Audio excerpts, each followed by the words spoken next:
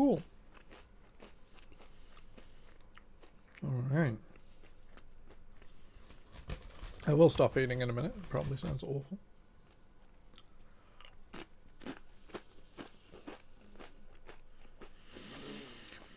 Well, it's Thursday, and I haven't watched a single drop of NLC since it started.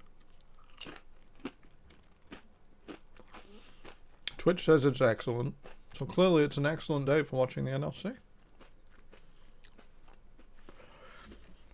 Seeing what this full shuffle up did to my favourite region. Well, region I'm from, not the favourite region. Sorry, Korea wins. I'm just speed running through some of that. I'm going to play some Yu-Gi-Oh! Good afternoon, Middlecart. You ready to flame some drafts? I'm ready. Can I pop this out? Can I put chat somewhere else? Hell yeah, let's flame some drafts. Hey yo. It's a German wonder boy. A tier 1 caster Nightmare. Welcome, welcome. Alright, I can't move chat to somewhere that looks good. I've been trying to buy a monitor to get chat somewhere else. Unfortunately, I've not succeeded. Can I watch this on YouTube? No. Cool. Never mind. Alright, I scrolled ahead to make sure I wasn't on the minimap. Promise I'm not cheating. I have not watched a single spot of the NLC. Let me know if I'm deafening you or not. In fact, this is probably muted for you guys. So I split audio. Love to hear my thoughts on NLC. I think if I watch all... I want to watch all the segments, and I want to watch all the broadcasts. But it'll take like a really long time, and I can't do that at double speed. So maybe later. Maybe. And I feel like it gets a lot more personal when it's like, oh, I think this is a good direction, or, ooh, did you really mean to say that? Whereas flaming a draft is like, get me in. Get me in. And I'm only being slightly facetious. It will be constructive, I hope.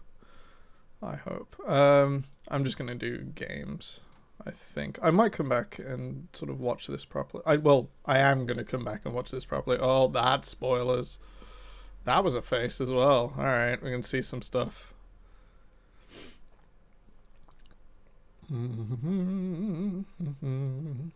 Top speed. I guess you could say it's double trouble. I'll stop, I promise. No, Akram's waiting. Flash warnings, I guess. Is there a way to pop out chat? Gameplay and or in general, gameplay or other stuff. I guess I'm expecting like very little. Last time they reinvented the NLC, because that seems to happen every few years. I wonder, can I like... How do I pop you out, chat? Oh, pop out. Let's go. Let's put that like here. Because I'm definitely very prepared. Can you guys see that? You cannot see that. That's sad. Let's do this. I can just swap it back to display capture, to be honest. And then it should work. What do you see? You see it minus chat. I guess it'll do. I'll fix it later. Oh, and they magically... You can use to slow down Twitch VOD. Oh, I have it at double speed. We only go fast here, Middlecart. But thank you for the hotkeys. Alright, they did. Like lights went out, they ran across this. I love it. K to pause. Yep, I guess it's an L and J, like YouTube, to dash through. So, Vanir and Singularity. Vanir top 3 in the X7 and Bifrost pack, and Singularity incredibly low expectations because they not only handicapped themselves seemingly bar in mid lane, because Muta is previous top NLC talent, Everyone else I'm either not familiar with or was university or lower level UK.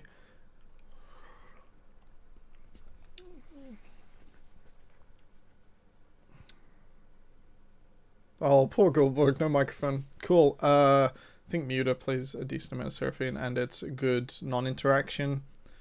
Don't know why we're removing Caitlyn. I'm learning. Yeah, getting rid of Talon B1 is fine because you failed to ban other enchanters, or there's no way to double down on stuff like the Yuumi. Phelios, so we've targeted bot to a reasonable degree.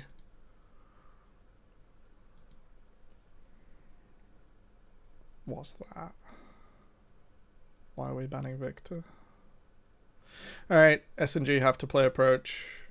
You've removed the ability to warp side lanes, and Jeppy is a decent Seraphine. Alright, Jeppy is a decent Seraphine.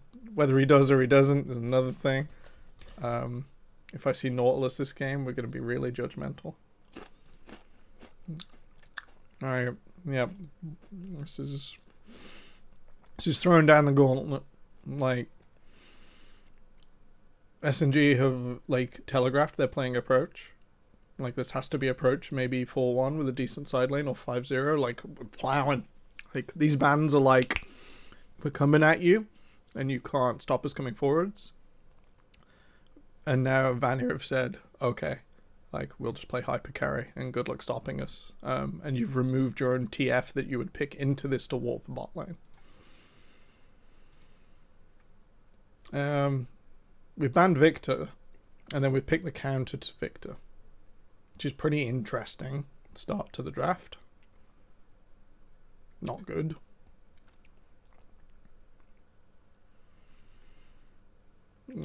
Goldberg in his mind probably isn't okay, even if his microphone was working.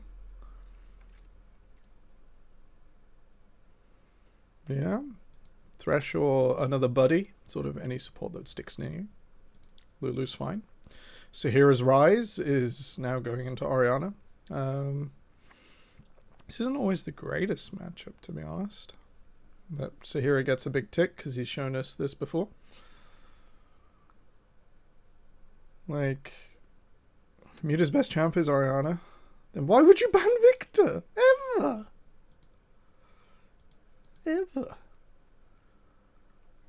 There's like... So Victor Orianna isn't counter, but there are only like 2 minutes of the game, and it's about 10 through 12, 8 through 10. It's somewhere in there. It depends exactly what happens earlier on and where the junglers are, where Victor can ever demand something of Orianna, and she'll struggle to deliver. Like, otherwise, Orianna is better in the 2v2, can't dump the wave auto, but doesn't... She does, like, not feast or famine champion. Like, she's always going to be useful. So you just drag your jungler along. Victor can clear the wave, and then you just kill him before he moves. Or as he moves away. Victor, like, never escapes the lane successfully. The anti-approach can deal with that 2v2 sometimes. Say you choose something that's very bland with the Orianna to come forwards. Like, Diana cheats this by just being faster, but things like the Skarner and Skarner-esque champions that have to walk, often paired with Orianna for ball delivery, Victor addresses that. Victor addresses nothing else and just gets monster destroyed. So we're not playing ball delivery either. So SNG have just picked maybe champions they like, because this makes 0 sense between bans and champions. This also looks like comfort, so we shouldn't be too mean. But this is comfort that makes some sense. We're backwards and forwards with Rise, and we have a Lulu platform for 2 big old carries.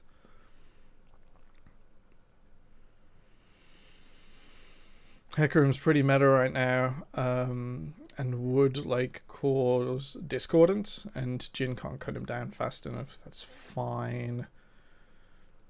Getting Viego into Karthus is fine because you get to sort of take over and do his job when you take him down, which is decent. It also means he can escape Requiem, which is really funny.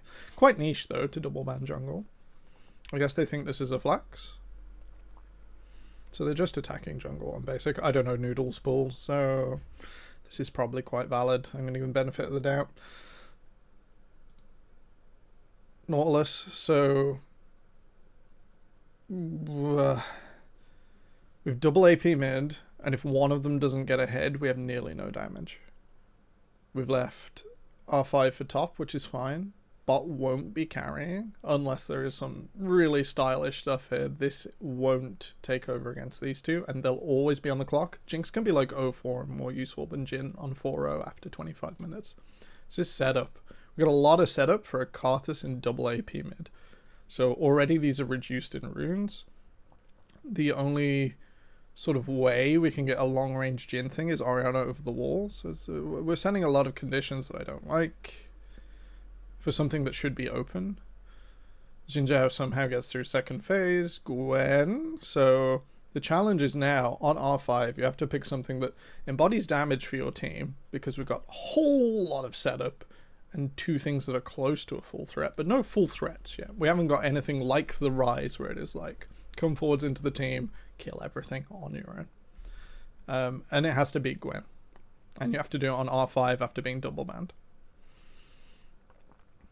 Oh, maybe a bit too much. SNG aren't in a good spot with no way out, and that's more setup.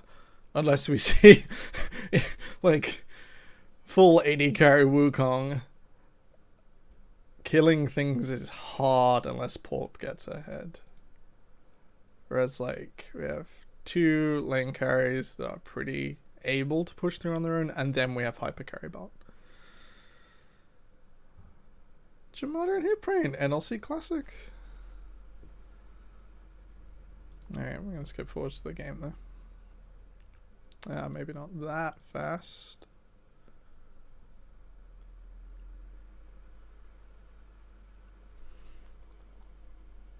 Oh, I like the team icons in the sky and all the like tournament realm stuff. It's really cool. I think I'd have preferred SNG just flipping, going as 5. They have the far superior level 1. 'Cause imagine if there are 2 lay wastes there. Like, you get 1 for free. Because Jeppe holds them still long enough. Like, I don't see why they don't go as 5. A ward on Karthus, like, would be really sad. But like you're on the clock. Don't hang around. There's no reason to hang around.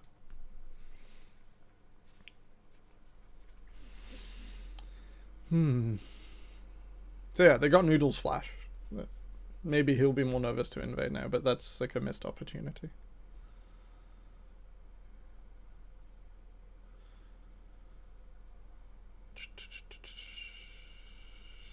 Fresh trim, I cut everything off. It was getting too warm and rather uncomfortable.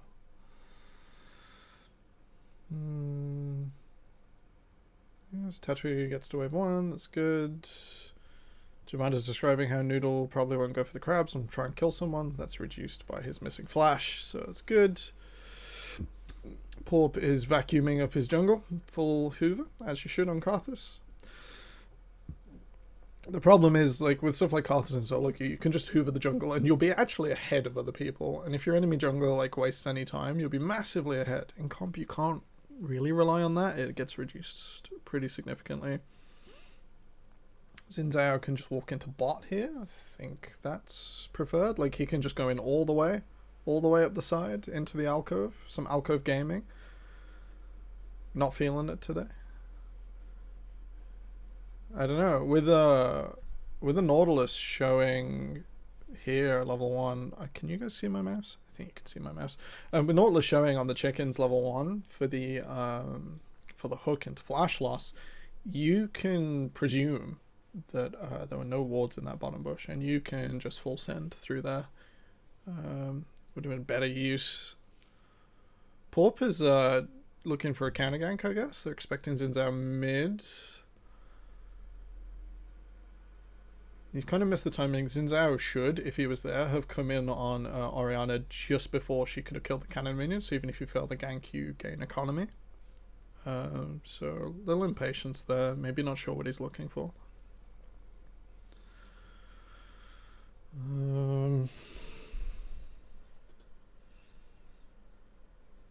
Items look fine across the junglers. They found each other.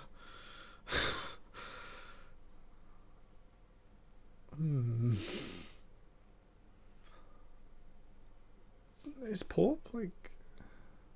It's hard to track when people base at random times, right?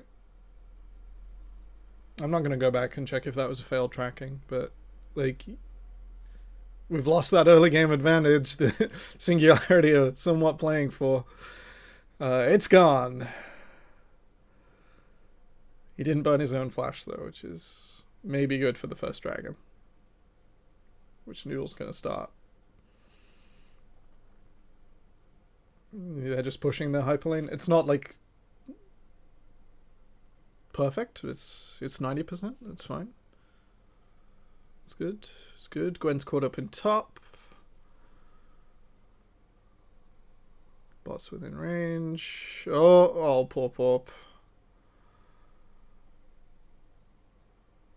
So no losing ult could matter. We'll have to see if Tatui knows the lane well enough to punish. I certainly don't know this lane. I think Wukong is a mistake.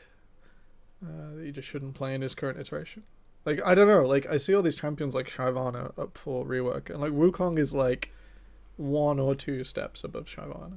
If it's, like, 100 steps to, like, Orianna, who was, like, a great design, adjusted once a long time ago, and will never need adjustment again. Then, like, it's 1 or 2 steps different. Like, champion just needs a rework.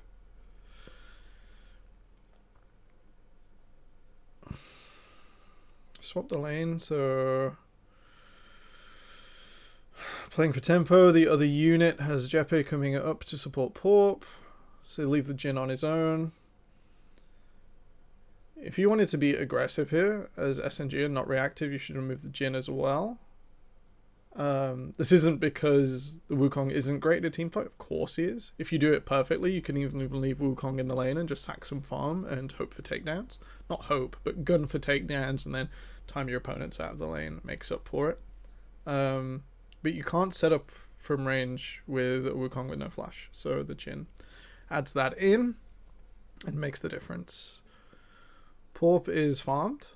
But as we can see, those few disruptions and anything Noodle has got from pushing lanes and just being out on the map has got him a lot richer at this stage. He's starting to pull ahead, even though mid lane for Singularity is keeping pace, and top has technically a small advantage, but Gwen had it harder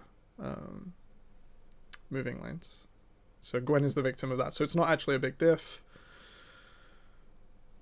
So here in Muta getting the fisticuffs out. It's fine.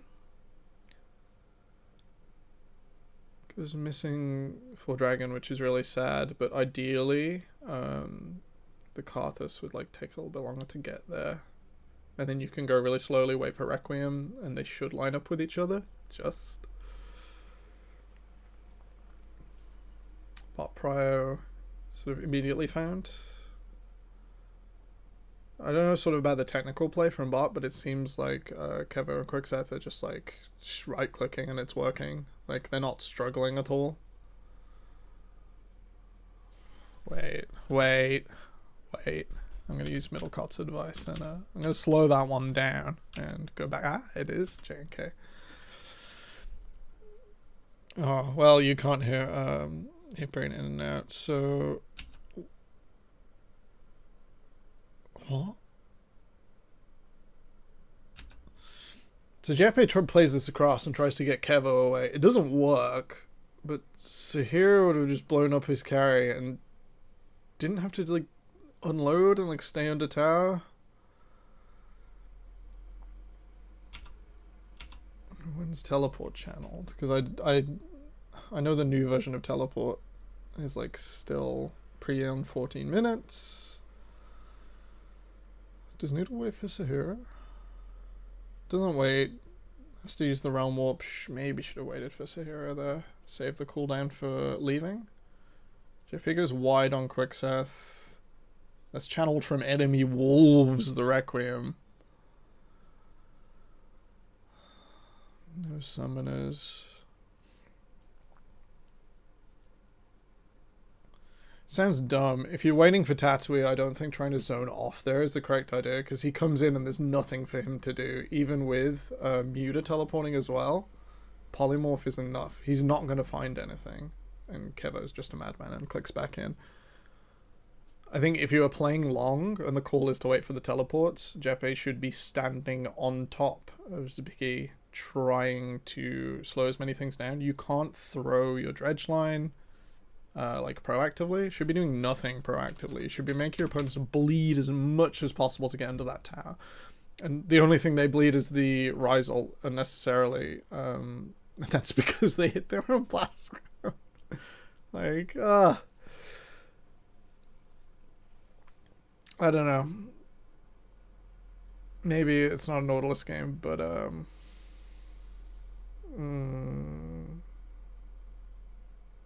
yeah. Like if you invite them in all the way under the tower and then throw a dredge line, then they like have further to walk out to get away, and that would have made a big difference. But it's not happening today. 2 crashes with the Tower Gold is pretty big for Jinx. So it's not just going to be Gale Force on base. It's going to be at least a BF.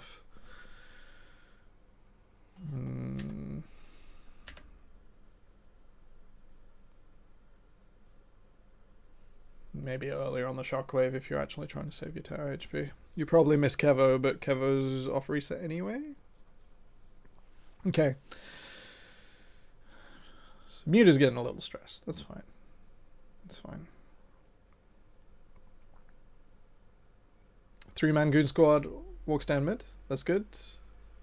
You want to do this with stuff like Karthus? You want him to be like set up for a carry, and you want someone to set up for him, and then you play in his zone, your teammates play in his zone. Very difficult to beat Karthus. He's really good right now. We'll see if he goes for the Shadow Flame stuff. I've been enjoying Shadow Flame Karthus in solo queue. I would be lying if I said I wasn't abusing people in D4.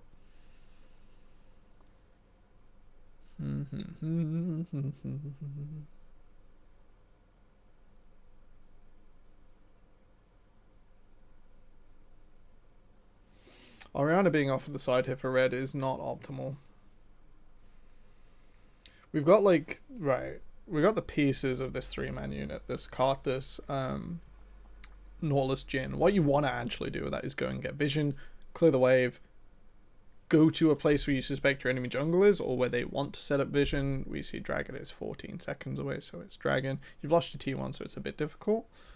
And you want to like go out where you can either explore vision safely, or when you can see your opponent on the wave and they can't be anywhere else, and then like burn cooldowns from that. You're generating advantage through getting into the river. Orianna being off at the side means the control mage is not got a short path to everywhere. So bot to mid, if the group gets like stuck coming out of mid, is not as short as mid to river, where the group could get stuck if they came from bot. It means you're showing a lot on the bottom side, but there is nothing else to take for Vanir in the top side. If this Gwen starts going for inhibitors, then you get a 5v4, and at this stage the Gwen isn't going to rail through the tower really fast. It's not like Nasus with stacks or Alt Sundra, that sort of thing. They can't just fly through a tower like Camille, that sort of thing. So it's a real struggle. It's a real struggle.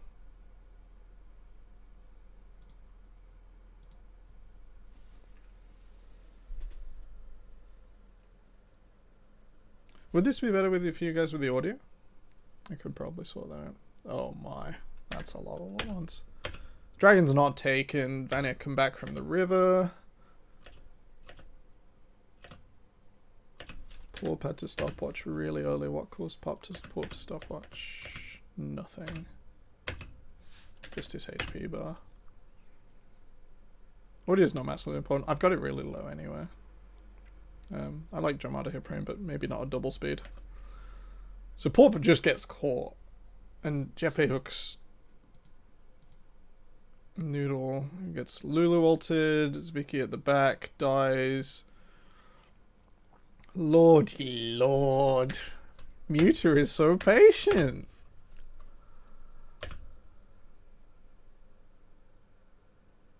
So this ultimate is... it's alright. He doesn't get any shots off, does he? Ideally you want your reload to be playing in the background, So he gets 2, then he stands further away, blows the ult. So like the Jhin is not super useful. Jeppe got a hook which bait out Lulu, which sort of started this cascade of Vanir actually having to commit. Tatui spends a lot of time at the front. Nearly goes down. Oh,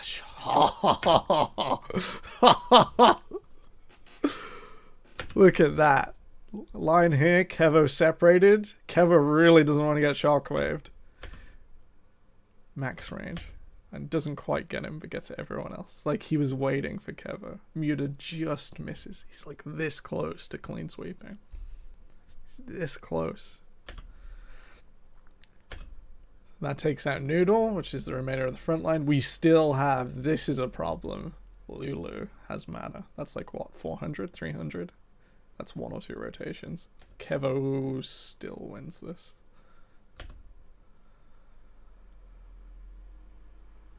Alright. Everyone's upset. Everyone's throwing cooldowns. That's fine.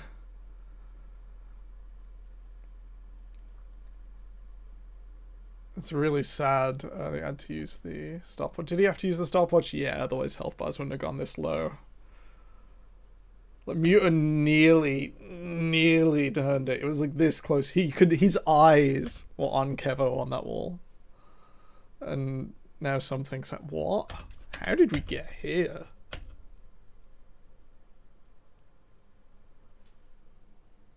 So Kevo and Quicksith just chose not to base.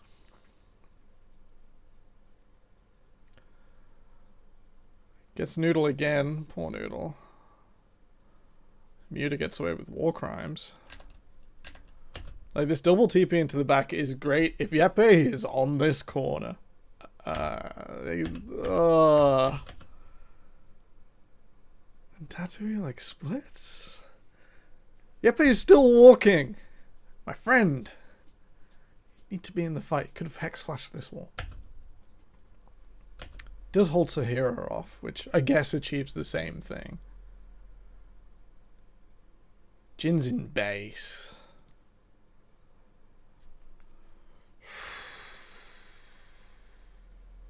I think Vanir were just not expecting it. It's like very, very risky.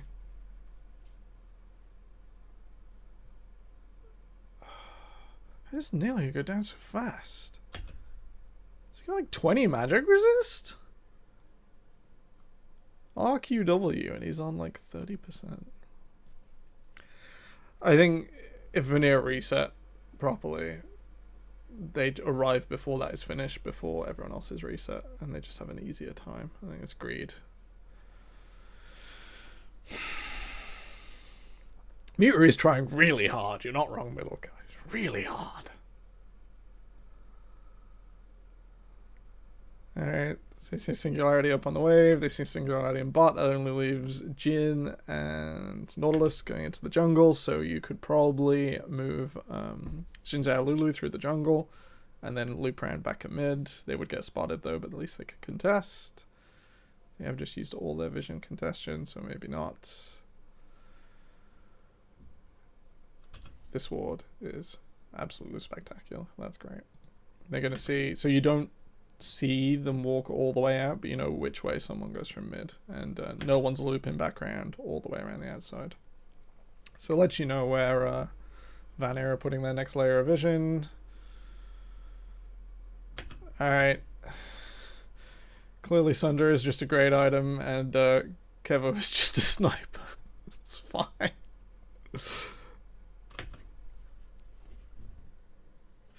Cool. I feel like Gwen shouldn't be in the side. Something has clearly gone wrong. Like, this isn't much of a bigger lead than we saw develop by swapping Gwen into the lane and using Gwen as like the weak side to secure that top fight. But then that means the Gwen becomes reliant on her teammates to actually be sustainable. And like, if you send her to the side lane, she just has to sit under tower, and that's fine by Wukong. So resets the wave. If you push this one, you have to leave. Probably send you bot again.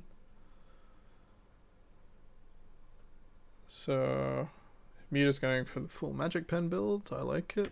Maybe should have synergized with the boots, but on Oriana with the internal cooldowns, it probably works out just fine. If it, I don't remember if it does infect internal cooldowns.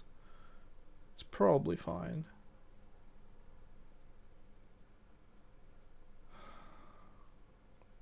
Tatooine should get worse over time, because like Sunder is a great item, and then the passive from other items that it gets, the extra pen is great, but there are like no fantastic bruiser items right now. It looks like he's going Black Cleaver, which is a bit odd. Oh no, maybe not Black Cleaver. I don't remember everything that hammer builds into anymore. And somehow, right, Vanir are coming from the side, SNG are playing ARAM, big old 4-1 despite, you know, the next objective could quite easily be this supporting vision here. They could go for another dragon. It's quite risky. And you can just play away from your opponent's vision. That's fine.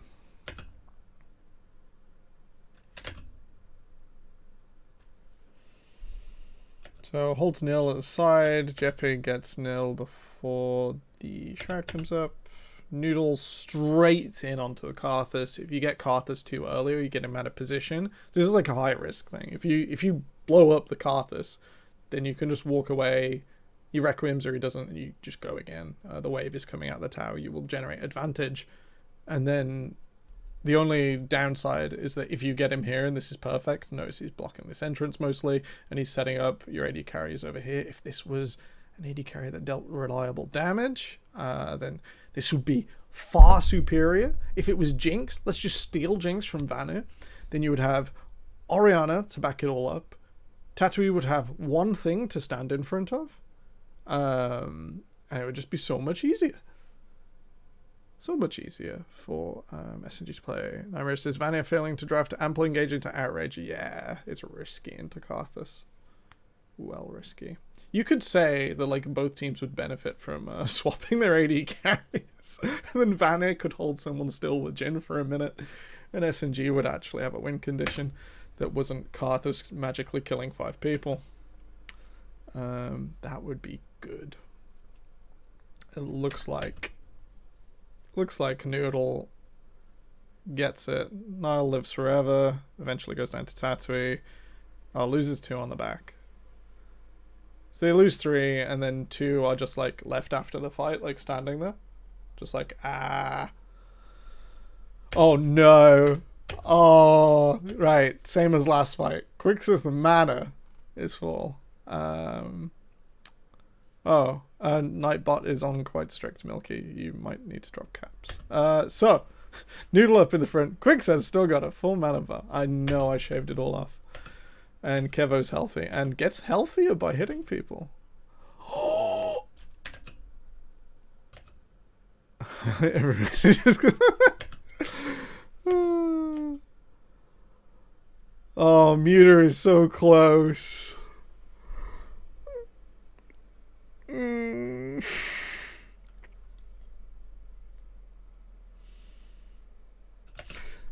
Did SNG entertain that?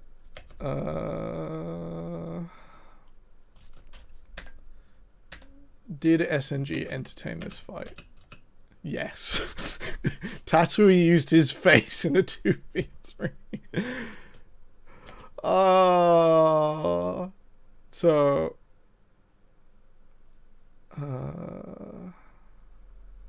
cool.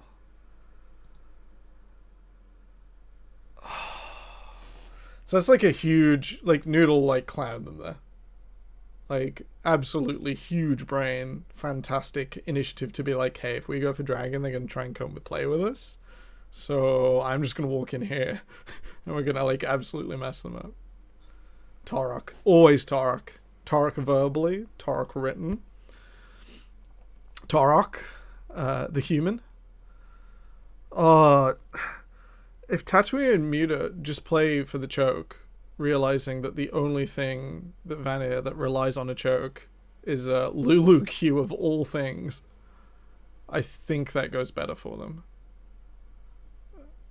Alright, Jeppe just forgets Realm Warp exists. Great. And that's an inhibitor. Alright. Some argument for not taking it, but it's borderline. it's getting on for like the 100% take it time. Yeah. Noodle is doing a great job at just standing in front of Kevo, and every time Tatooine is looking for something that normally needs flash, like he's just rebuffed. Like maybe that ignite was the difference in the Gwen lane, and that's why he's 5-3. But to be honest, he's 5-3, and he's not going to kill the entire enemy team.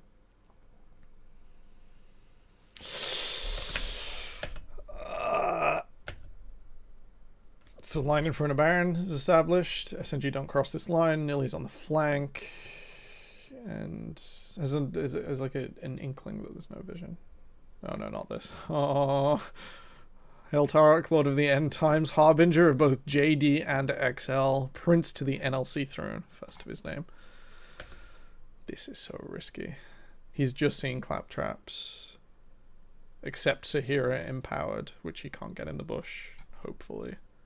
And, wait, no, yeah, Vanir were playing away from topside, so no vision. There isn't a blue ward here. It's fine, and it does max DPS. It does. But you don't, well, actually, it doesn't get max DPS if Porp is, so Porp is running the new rune first strike, so you actually have to hit someone first to enable that. And then, you normally run it with yellow second, and then the damage the lower your health goes. Firstly, when you've got no health, it maxes that out, so it's great. So you don't even run coup de grace on Karthus anymore. So you don't get the bonus % damage from your own health or your opponent's health or anything. It is risky. Failure to praise his name is met with only death. Hey. Was that like...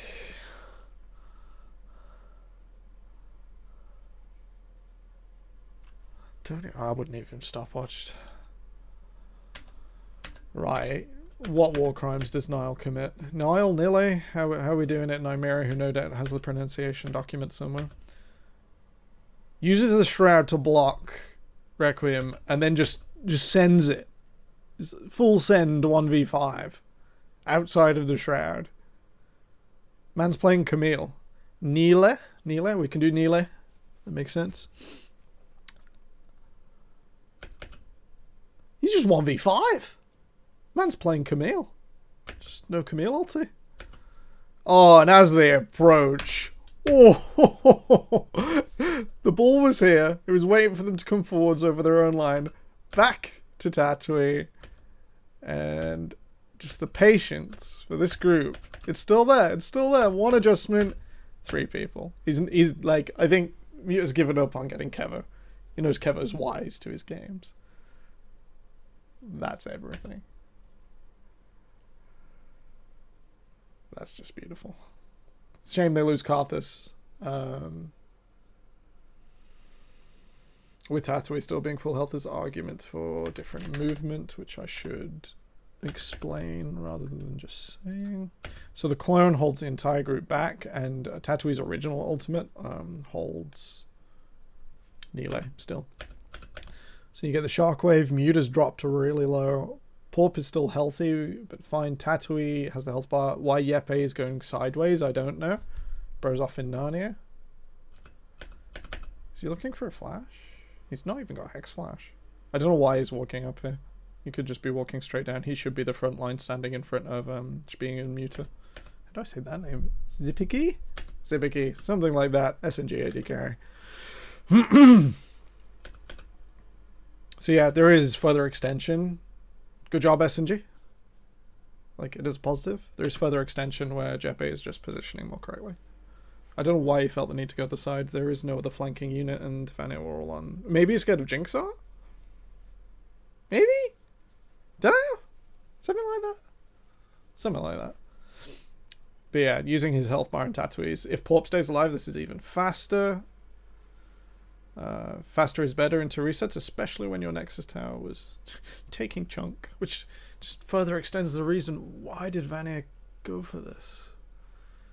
Just let the PvE do it for you. At this stage, can you just walk away and like communicate with your top laner as well? I think you can just walk away. It's a win. Like, Requiem is a huge cooldown right now. You could just walk away. They have to base with us. Patience.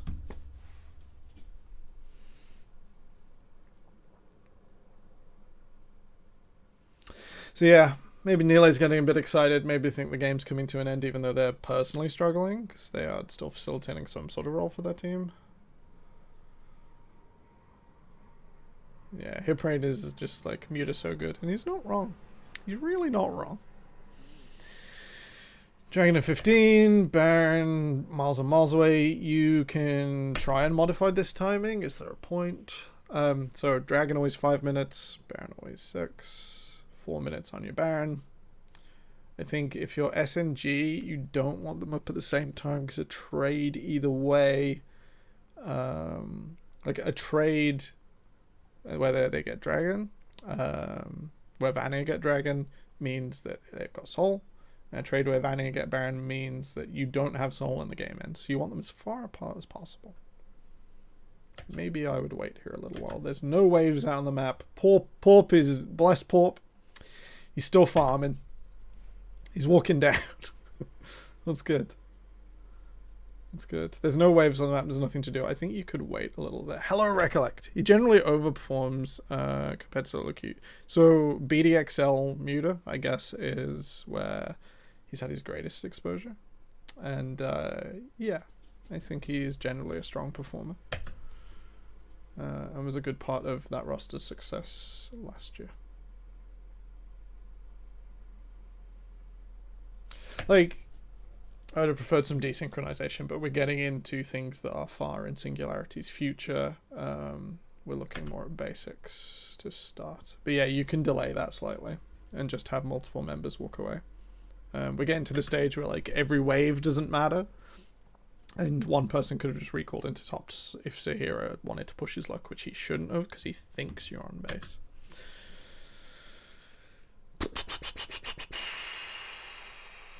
Don't use the scanner. Don't use the scanner. Not yet. Good. Nearly is fine. Gwen pretty evasive unless you catch her up on the wave.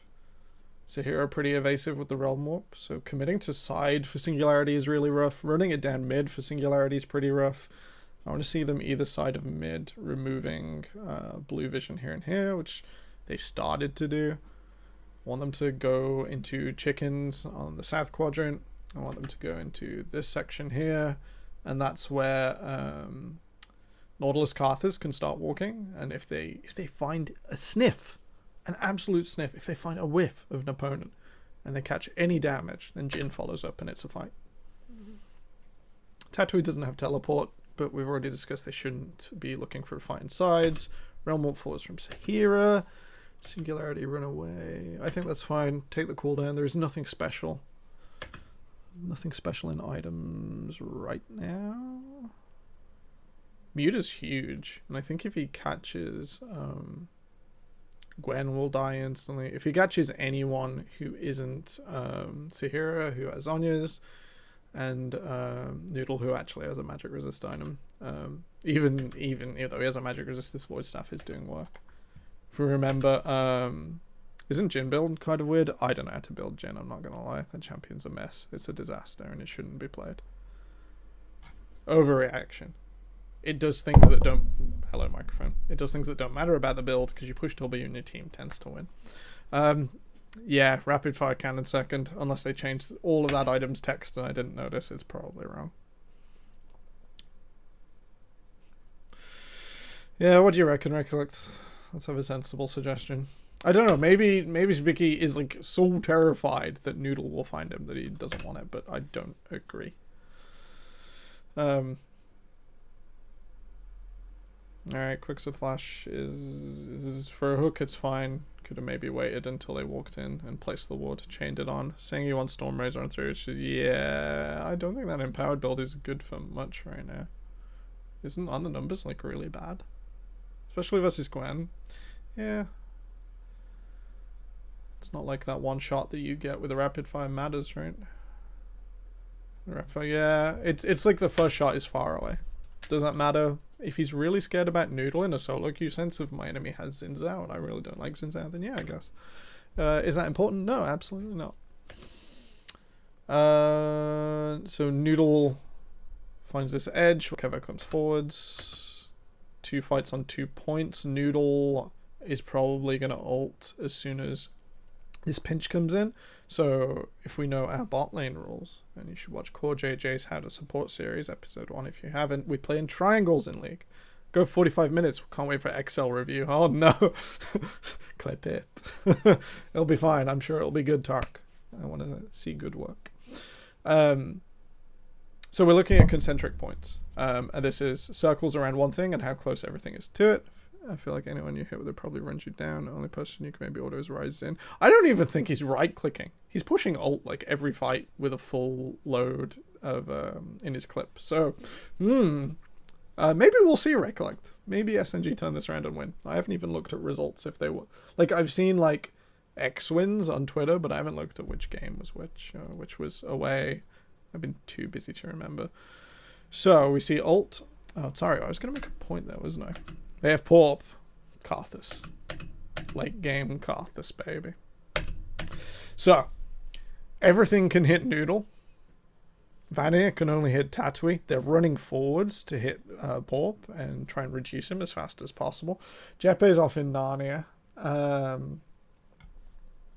Maybe clearing a ward. Maybe the rest of his team didn't communicate this was happening. Maybe Jepe communicated and they didn't wait. Whichever way. Needs to be fixed.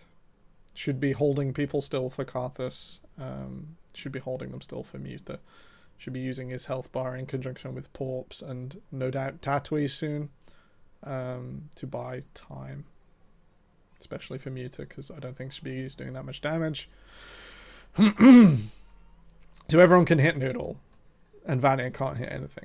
Now, this is normally awful. This is like an example of like, you've stepped too close to the sun. But, of course, Xin Zhao ultimate turns that round, forces a stalemate, and that should be done as Vanier come forwards. And then it buys them all time to only hit Karthus, as everything too close to Karthus will get knocked away. So Tatooine's biding his time, didn't go in before that to go back out again. And it looks like the disengage was called.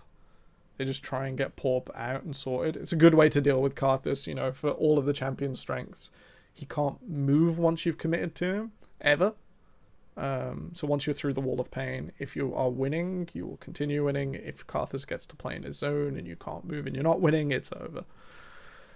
I like this. I don't like Porp's build, but I guess he feels like Zonya is required. Shadow Flame does so much damage on Karthus. And there's even Quicksith to make it...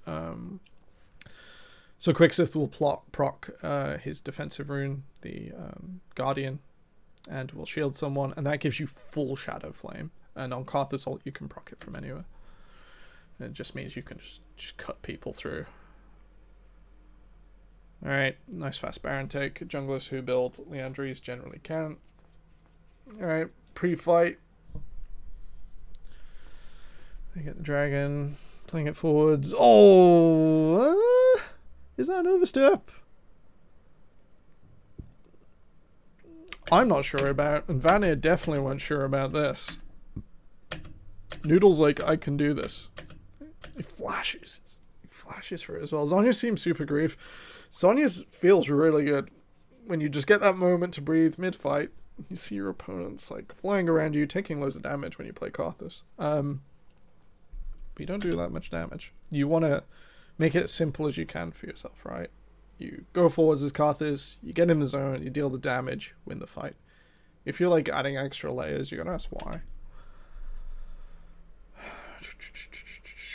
Luckily Kevo's hugely fed, so they get Jepe back in the front line for too long.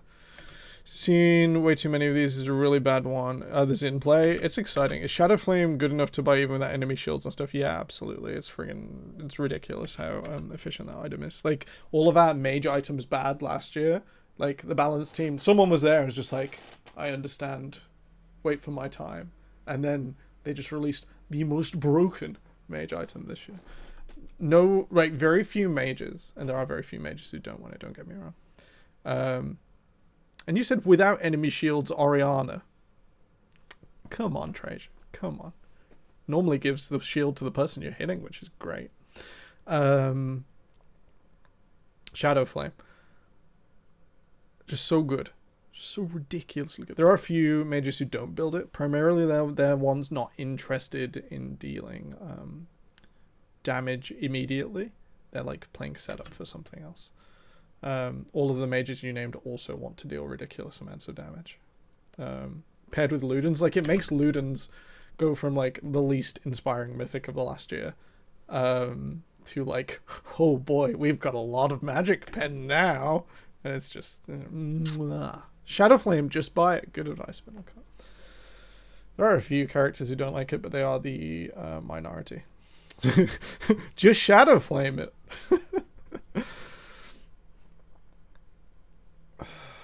Okay, Valiant got Soul.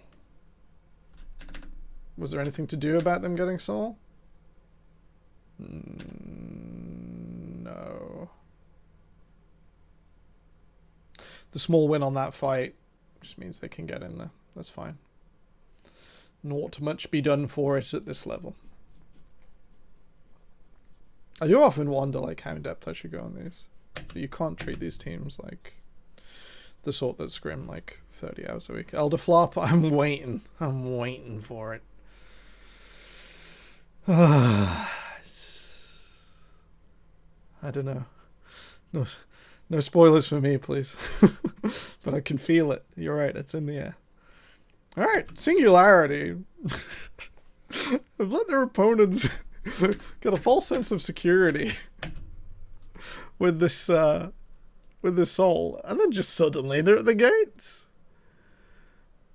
They got the Baron in the trade.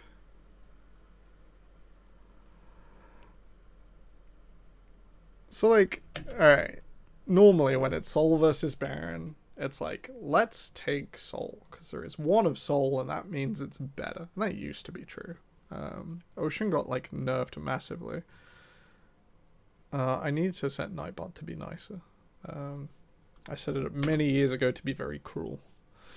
So I'm sorry if I keep getting timed out.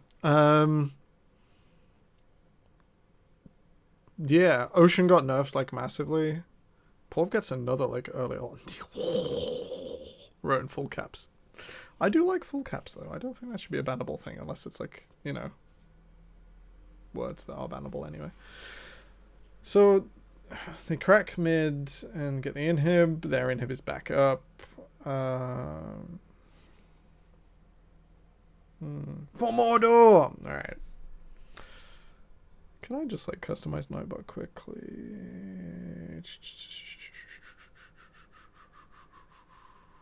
Manage moderation settings. This is going to be quick. Custom rule set. Do I want custom rule set? I'm definitely missing something maybe important. Can you not just walk that wave in? Did you need to do chickens? Maybe you don't need to. Are we synchronized with bot? Kind of. Kind of, but we let Kevo hit it because everyone went bot. You can just do 2 waves. Do 2 waves till you're at the Nexus Tower. Block hyperlinks, non-mods. I'm quickly going to sort out chat. Moderator tools in chat allows your moderators to view. Where is just like harsh mode?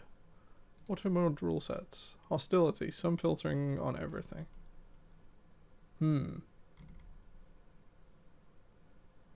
Yeah, I think... Where is just all caps? I just want all caps to be on. Swear words. Alright, we will reduce the swear words. Discrimination and slurs. Twitch chat auto mod settings are very, very precise names. Where's chat gone? Can I just go back in here? Yes, I can. There's chat. Now try caps with small letters in between. Alright, Muta just decides to choose violence. Oh! Close. So close. I feel like when you have champions, like, alright, so you got your control mage, right? You got your damage is presumably the jungler at this stage, sure. And you got your setup in Wukong and all this. You can put your setup all in one place, but then that means you're committing to it. And if something doesn't happen down there, like, why have you left your control mage on their own to suffer? And it's against Ryze as well, who can just transfer lanes all at once. I feel like that should have been 3-2 if you're going to chip them slowly. The 2, which is probably Orianna Wukong together, because that's the most slowdown you can have. And Nautilus is the most aggressive go forwards, because Wukong is missing flash mostly. You send the 3 to bot, the tower gets chipped away at. You send the 2 mid. As soon as the minion wave passes the back of the inhibitor, they walk back out the base, straight down to bot, and Vanir have an impossible question. If you send 5 bot and fight, you take infrastructure chip damage, and SNG can sit there. And if you don't, then you die. That's fine.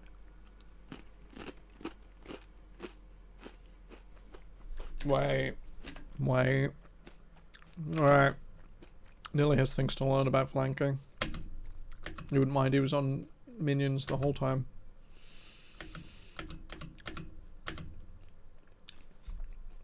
As soon as this line is broken, we have problems. Noodle's really far away. Oh! What happens if you realm warp 3 to answer the 3 bot side? You're still taking chip damage in mid. And SNG can just not, and you've used realm warp and they can do it again in 30 seconds. That 30 seconds thing is not great because they do lose the Baron, but you've just about the cooldown before Elder. Alright, Yepe got the hero hook. Not quite enough. Why was it not quite enough?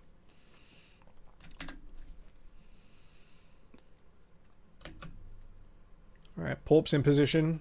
Zipkey's on his last shot and Sahira's messing with him. Is it because Sahira's there? Sahira just walks down from chickens, right?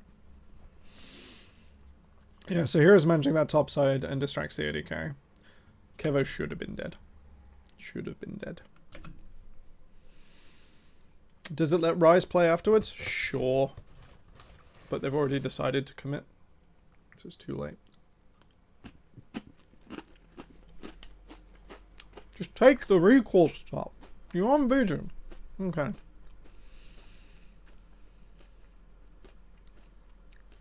You get Baron. And now Elder is up. Another early ulti.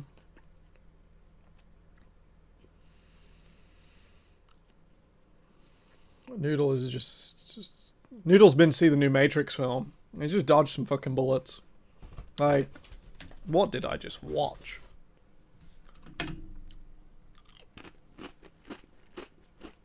Man's dodged every bullet in the SNG arsenal and just walks back in for more. I love it. Oh, it resets. SNG's position is broken.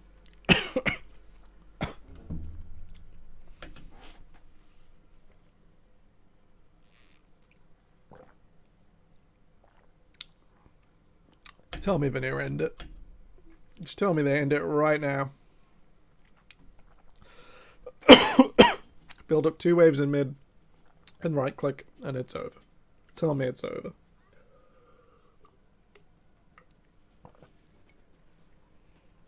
Yeah, Noodle just chooses the immortality button. That's fine. Porp is like stuck in blue. Zipkey's stuck next to him. I need to actually say it. Zippy key. ZP key.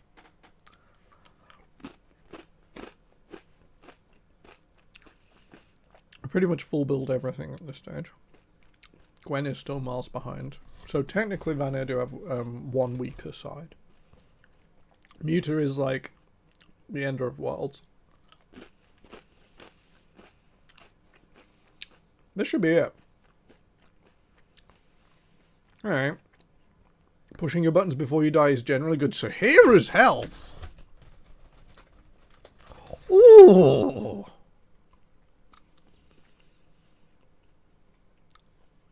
Alright. It should still be over. Burn the teleport.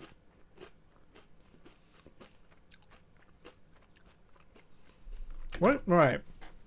Which really, really pisses me off. Was there any reason they couldn't send one person Add to each side and drag each minion wave into the middle and kill it all. And then two lanes just auto push. Do people not do that? There's no reason you can't drag all the minions in very slowly so that there isn't really an angle where SNG can like flash depth charge.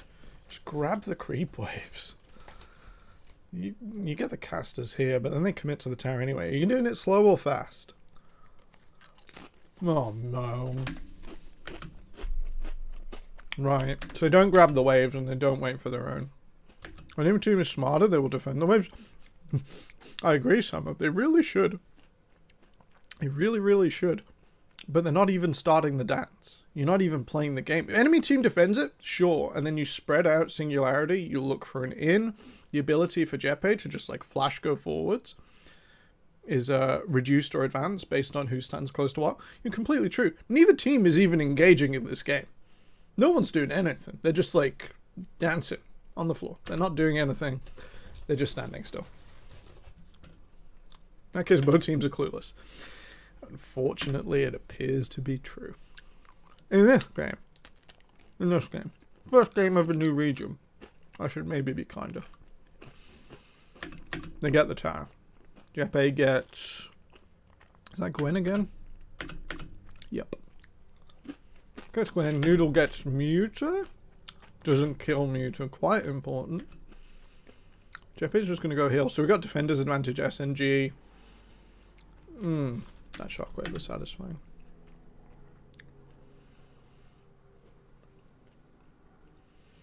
Alright. Should have just pulled the minion waves, boys. Let them make the mistake first.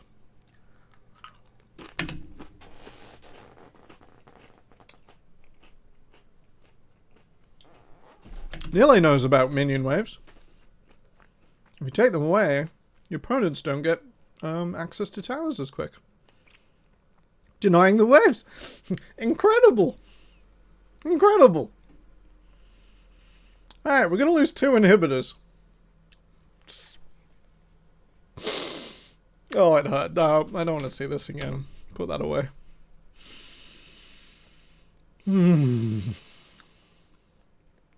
Alright. Who's up for some ping pong, boys? We're playing some ping pong. Straight down mid. Kill enemy minion. We killed enemy minion. They killed enemy minion. I'm not ready. Oh, don't tell me it gets worse. Don't tell me it gets worse. Alright. Before anything else happens, we have reached the port zone. Names to rotate the bomb, no cameras. I think that's to be fixed in the future, because obviously this will not be like everything might not be as remote as it is now in the future. I don't know, not part of the NLC at the moment, or yeah, ever. Like Porp just pushed R and he died. Yeah, every time Karthus, so I don't like it. And they have Ocean, but clearly the Karthus Jhin is something, like, this is something they've scrimmed. There is no other reason to pick this. Like, go back to draft, I wasn't kind at all. Like, no doubt Karthus has lots of synergies in his ult for when he goes low. Unless they've discussed that this is the thing and he changes rune to, like, something else. Sounds like Porp thinks precisely. Why they would do that? Absolute. Oh,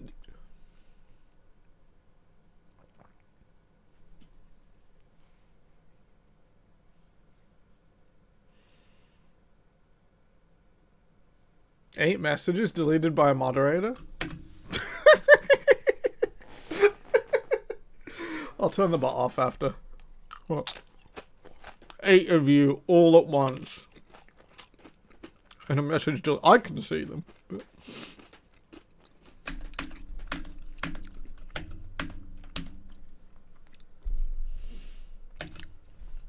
Why are you flashing? Why are you moving at all? Stand right here and the game ends, and SNG are the first winners. After all of the doubts, SNG are the first winners of the first ever current era NLC game.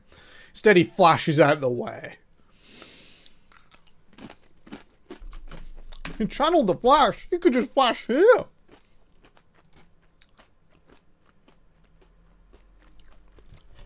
They are competing to lose right now, that's fine. What does Baron go down to? I don't want to check 0. I know Jinx can go above Smite quite easily, and we're late game, so it's way above Smite. No, he's at 200. You fucking deserve it.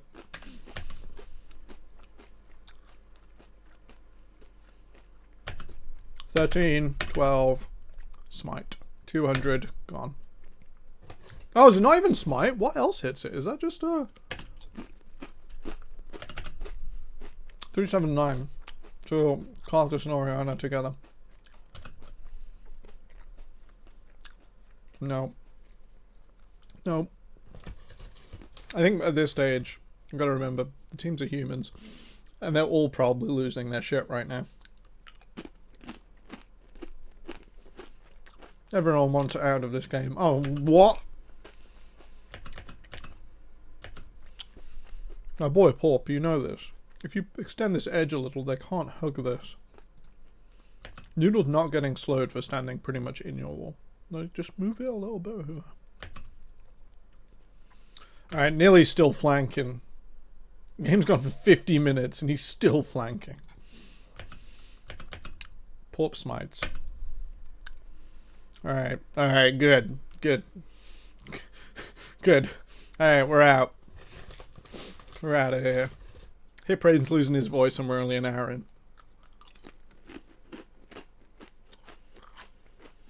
This is meant to be a speed rod review, but it just hurts. Alright, cool. Congrats for now. Congrats. 4 more. Pork's first games in NLC. Yeah. SNG, like, a bunch of the players, like, never played anything like this before. Nerve-wracking is the word for it. Hyperion looks like he's been through a war. He has. He's been through a war. I don't know why dancing. Dilborg looks like he's hiding like the, Alright, lots of dancing. Maybe I missed something. That's fine. Alright. Eminem looked like a middle of the pack team. Bifrost looked top 3.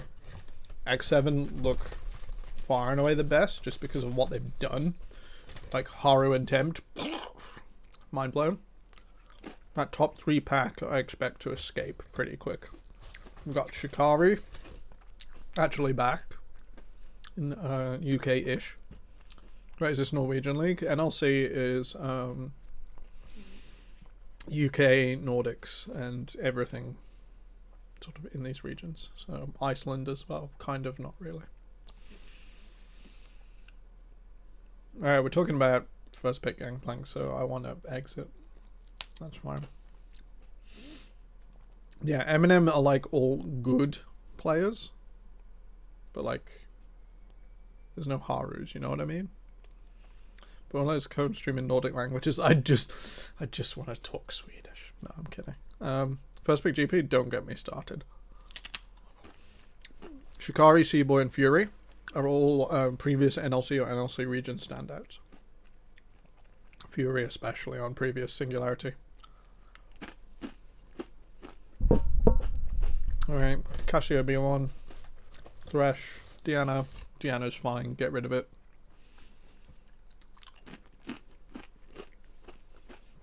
Banning Diana on blue is a good way to just play a different game of League of Legends. We kind of pick Renekton, put it down.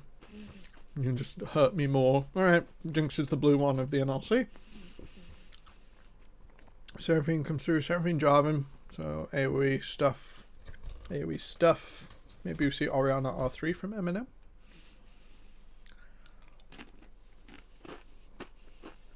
Yep, Seaboy's Lin is good. This is like who affects the game more. Like removing one person or removing a zone. It's fine. Fury's just messing with us. Sorry, Nightmare. That rework looks pretty good though. Alright. I think... How long ago was this? This is a while ago, right? Did it say when this was broadcast? No, I'd have to be on Twitch, not Lolly Sports. We don't know about the Akali build here, I think. Otherwise you pick Akali. These two can lock her up for ages. Way too much health, doesn't die, comes back. Yeah, Monday before last, I don't think comp teams knew about Akali. The tank Akali build is horrendous. I hate it and it needs removing. There we go. Not this again! Oh, so this is going mid. That's fine. No, they didn't, and yes, it does. Spot on.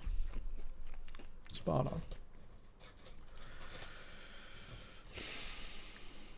So I guess technically Seraphine was a flex till they show Corki. Did enough tank out. You don't immediately proc Chem Tank if you hit your opponent in a minion wave. That's the only nerf.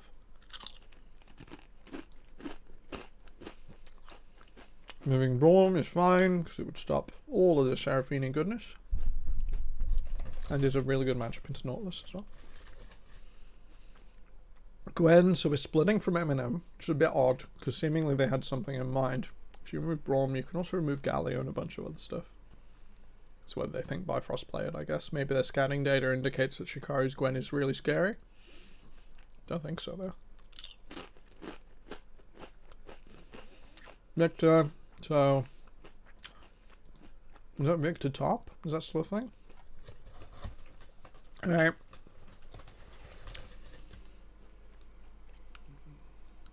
AP lanes in Jarvan, so this AD carry's got to be pretty special. It's got to be Jinx or Jinx-like, and we've already seen Jinx in the game. Leona angle, please no. Alright, on, fine. Shikari's on is good. I've seen him suffer way too many things on Ornn and just survive and win. Alright, this is fine. This is still a decent matchup into Nautilus, and there's the Gangplank. There's the damage threat that completes everything else. Seraphine bot lane. It's fine. Do I like it? No. Is it going to stop that Jinx farming? I doubt it. Like, Eminem have presented a game plan. It just doesn't interact with their opponents, and they're red. So I feel like it's a missed opportunity. There is more to say about that Seraphine, but let's see what they actually do first. This is not the 2-hour Seraphine lecture. And I'll stop punching the microphone.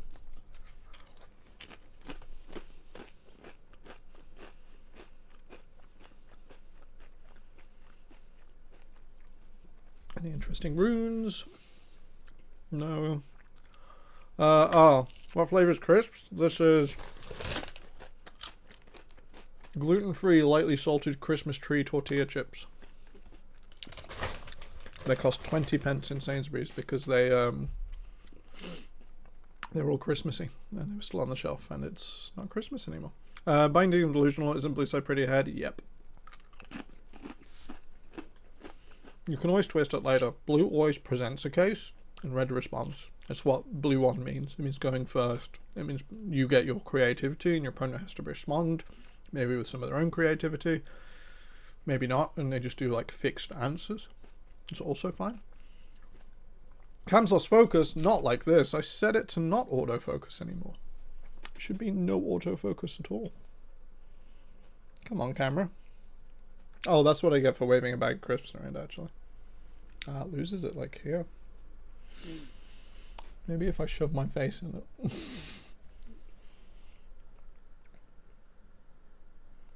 Come on, you can do it.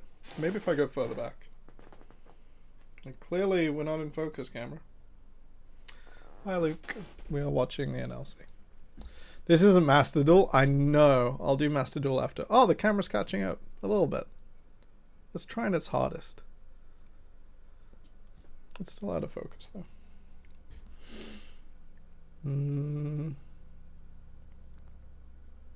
Come on, camera.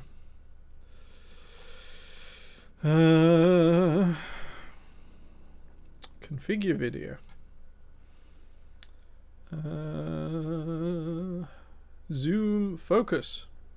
Let's turn automatic off and sharpen my face up, shall we? There we go. Done.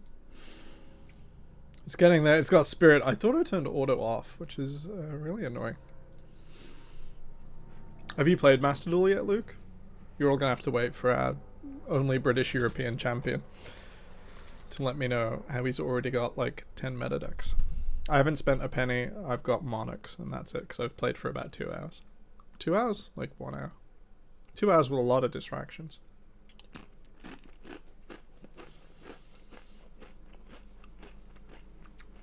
So Eminem's level 1 is really, really bad. So both teams probably accept nothing's going to happen here.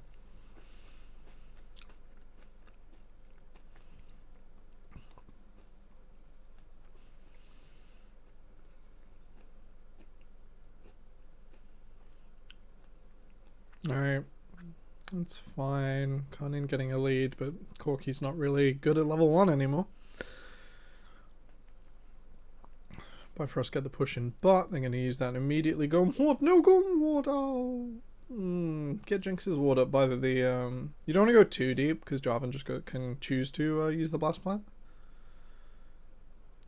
Alright, but that ward is there to support Seaboy. So they knew he wasn't coming down beforehand. They still have the push. This is about to become a disadvantage over an advantage. But Jarvan just recalls anyway. Accepting the vision is there. Maybe he saw Crab and just knew they'd ward and play to that side, which is fine.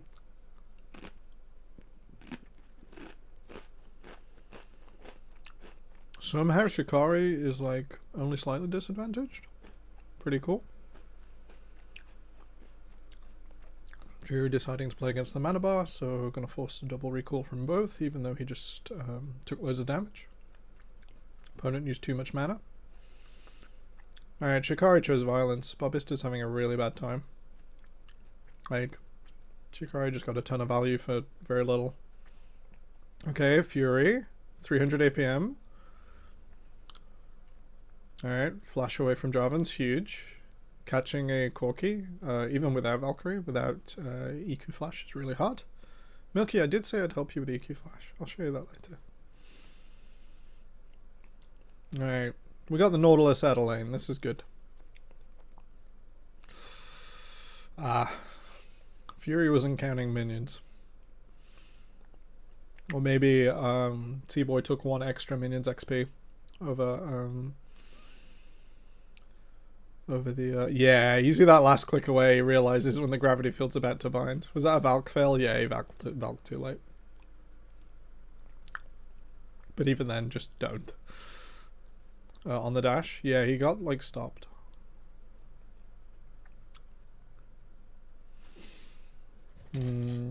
Yeah, Bifrost aren't super worried. They are the clock this game, I feel. They don't have to approach to deal damage.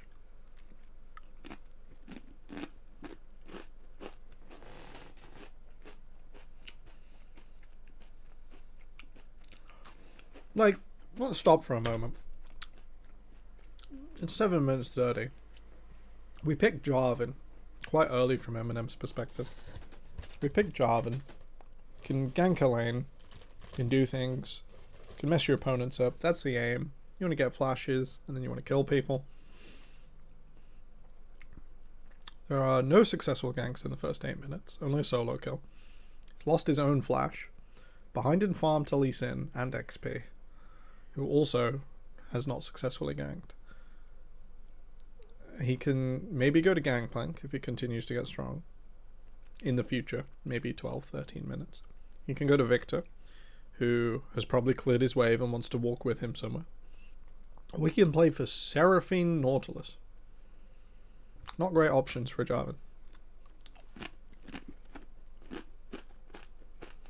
And somehow Fury's clearing a lot faster than Victor, which is really exciting.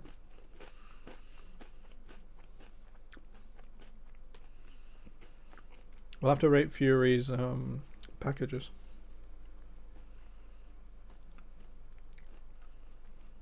This big common mistake at sort of this level is you'll see them picked up too early, and then you can't use them properly on the objective. Or like just before the objective, and it's predictable.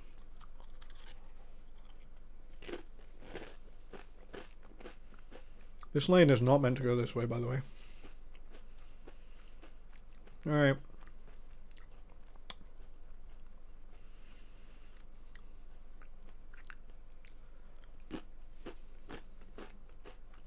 If you are going to struggle as Gangplank versus Ornn, it's going to be against Shikari's, but lordy lord, man. Lordy lord. Like Gangplank just has so many tools for different things and just had to burn all of them so early. Charm goes off. Alright, bit of a comedy of errors. Well, what?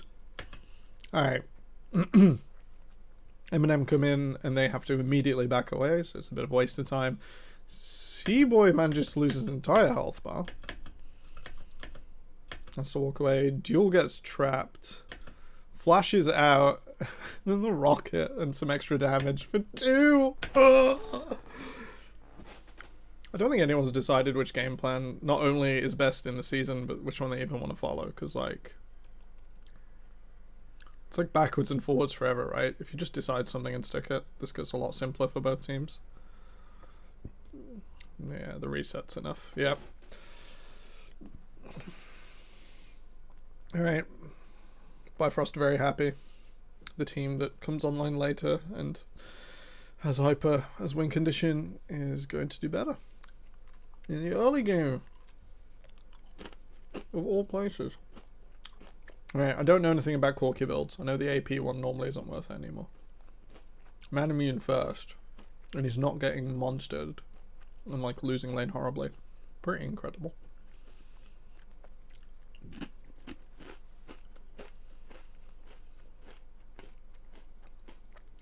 Hold on to mid. Point blank range. Like that.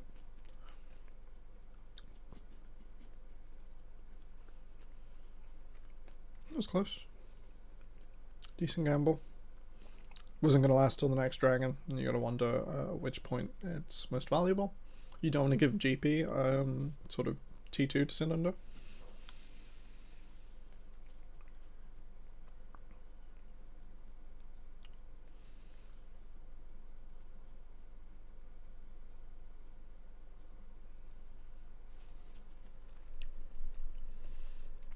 Lane swap up. It's fine.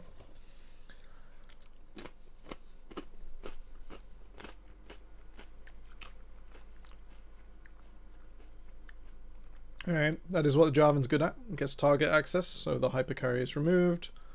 Support follows. Eminem pulling the trigger properly, that's really good.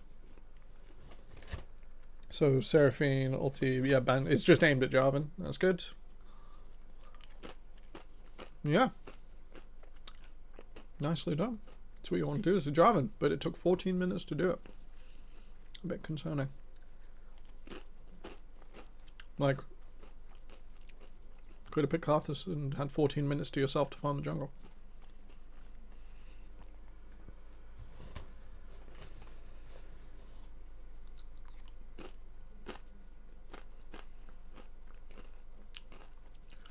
How scary is Corky Jinx going to be with 2 all items? Lordy lord.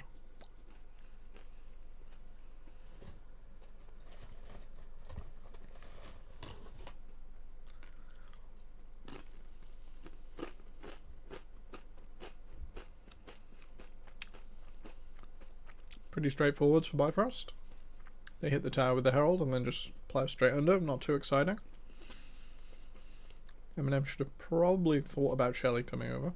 Like, as soon as you said, why are they trying to kill Shelly? Tower's history. When it's summoned like that with the eye to the back, you have to wait for it to charge to get the eye. And it's like so close. Just don't play it. Like, arguably, let's go back. Arguably, why don't you just go straight for Fury? Canner is trying, but his carries are way too far away. I feel like if you have like a more of a straight line for Seraphine, this is fine, but Bobby's is all the way here. Like Seraphine into Barrel to kill the humans. It's like great here. So that is what nearly takes Duel out, but I feel like you should have done that as a larger unit.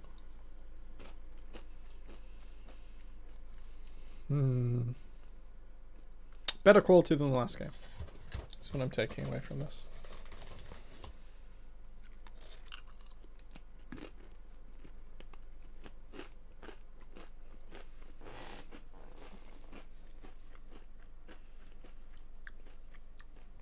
Alright. Too much. Too much. I feel like you get Prio, then you get Vision. You don't just, like, melee supports, man. Too comfortable. Bring your friends. And then this happens. At least you get some extension. Oh, wow. This is a fucking shooting gallery for Fury. Maybe a little too close for comfort. Only a little.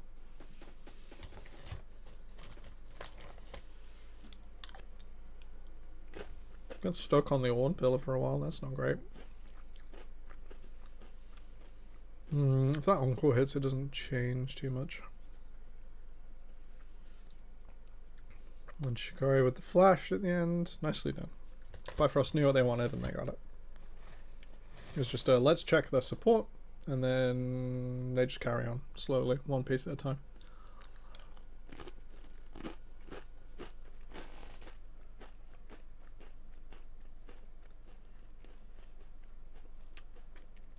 I like the Gale Force for Jinx. Flash is pretty important in this game.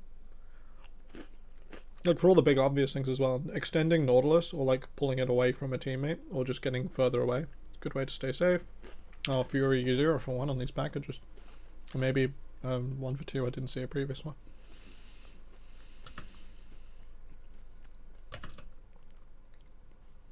So. Michigu gets off. No wait, that's that's Shikari's Ornhorn. Ornhorn goes off.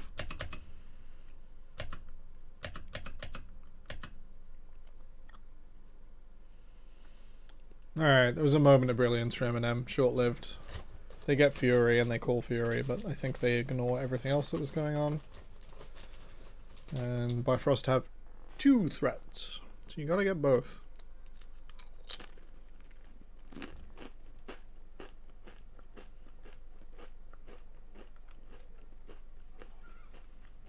I got both.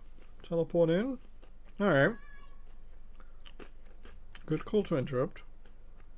Too many flashes burned in last fight to actually fight it back, which is good.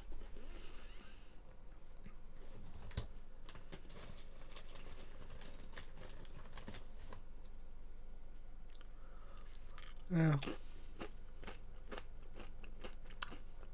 We got the camera operators, we got the production. Yeah, it was a pretty good show up for Jinx. It's a problem, when you play against double threat, you commit everything to one and one of them isn't significantly ahead or behind of the other. And it's a real struggle. Especially with the damage being pretty light outside of Barbista. I think sure Victor can blow someone up. Both these carries are quite long ranged. Pretty special for Victor to be able to unload on one of them. Unless they package in. Again. Is my chat dead? My chat might be dead.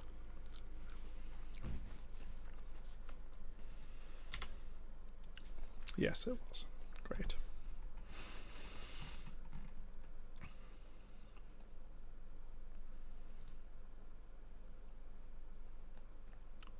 Middlecot's alive. That's good. I think I needed to refresh it. I noticed something was like moving in the corner. It was weird. Pretty sure it's a glitch.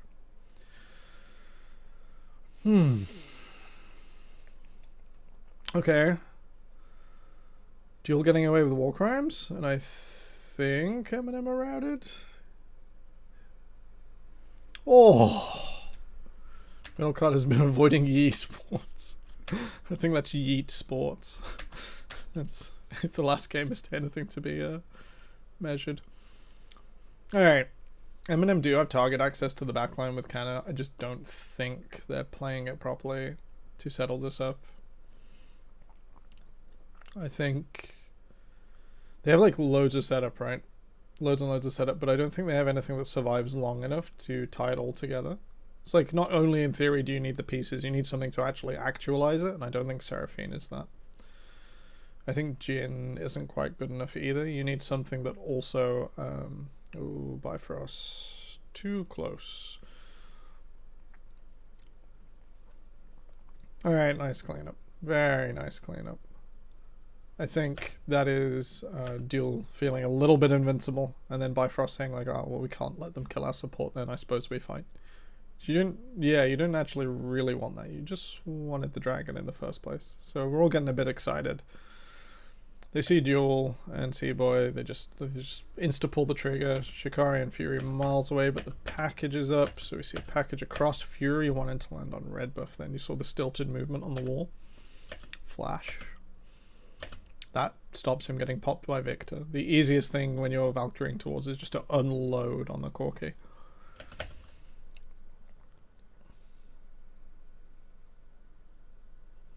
Yeah. Okay.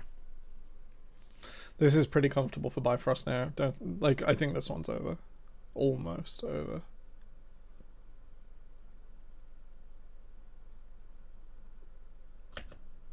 I might be wrong.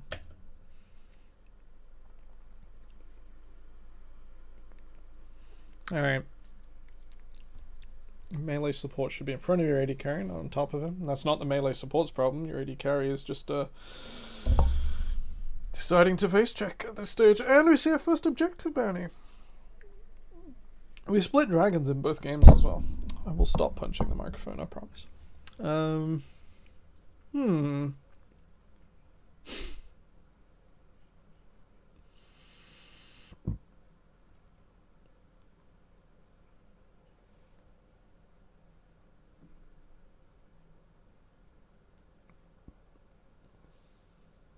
No one in bot.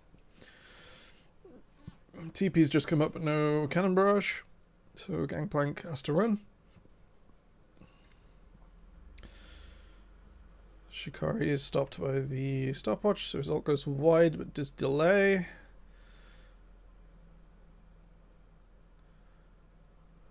They're trying for another cancel on the Baron. They've already succeeded a few times. Shikari's going to play Enforcer off of the side. Fury's starting to throw his ults now. Seaboy might die, but gonna get away with it. Cool. Yeah. Good use of Corki's ability to just be in two places at once. It's nice. He's back. Rocket's doing a lot of damage. It is the AP build with Shadow Flame. It's working well. I have to do some more research there.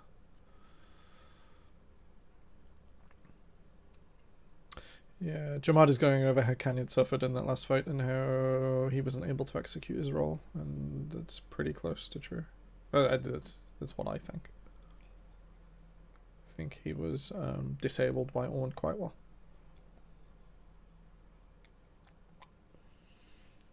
Yep, so they get the Baron, they've got Corki off on one side, they got Shikari guiding a wave in top. So he's got Demolish as well, what a monster. Doesn't even need runes for the lane. OD just glorified jungler. Oh, Flash Seraphine ult too slow. Travel time makes it quite hard to do that. I don't think it's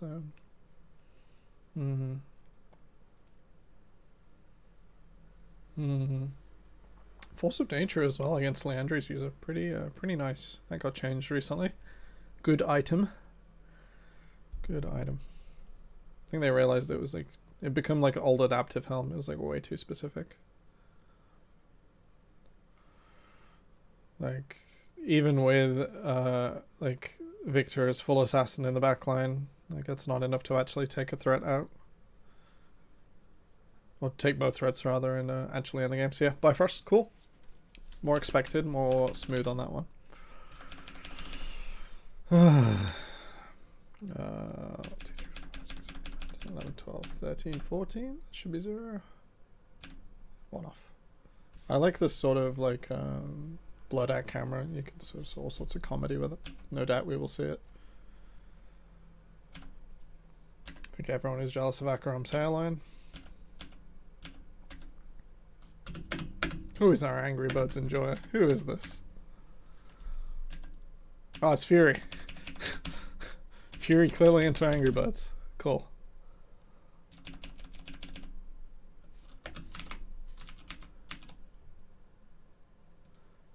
Who has pinged me? No one important. Cool.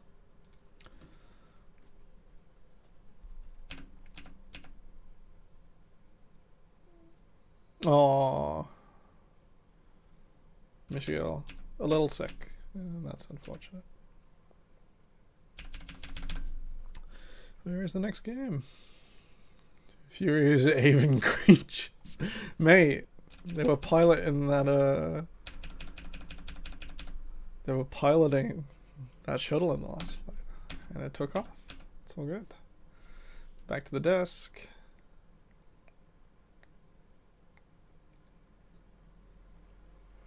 Oh, we're talking about Astralis. Put that mug away. Awful. Absolutely awful. I'm expecting Astralis to be dead middle of the pack, if not lower. Yeah. We might see like one or two of the players pick up and then go NLC. We'll see. Lucian, first mention we've seen of that champion, banned by Nairiki. So this is Fila and Wazen. Wazen ex-mid lane player. And of course, our local analyst Zero in chat can tell us exactly the stats on this one. You should watch this very closely. Me too. Fine tooth comb from me. 380 carries. 380 carries. Oh, coach is wrong. Who's coach?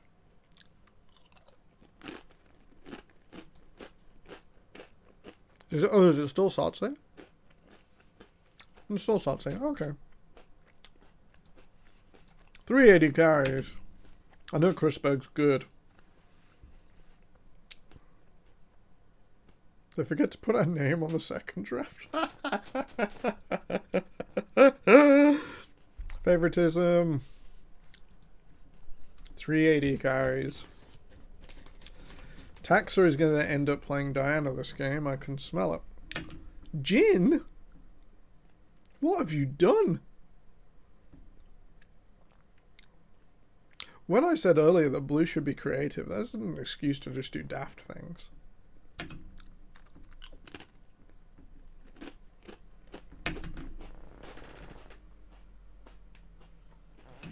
You can't pick Nautilus. You can't pick most enchanters.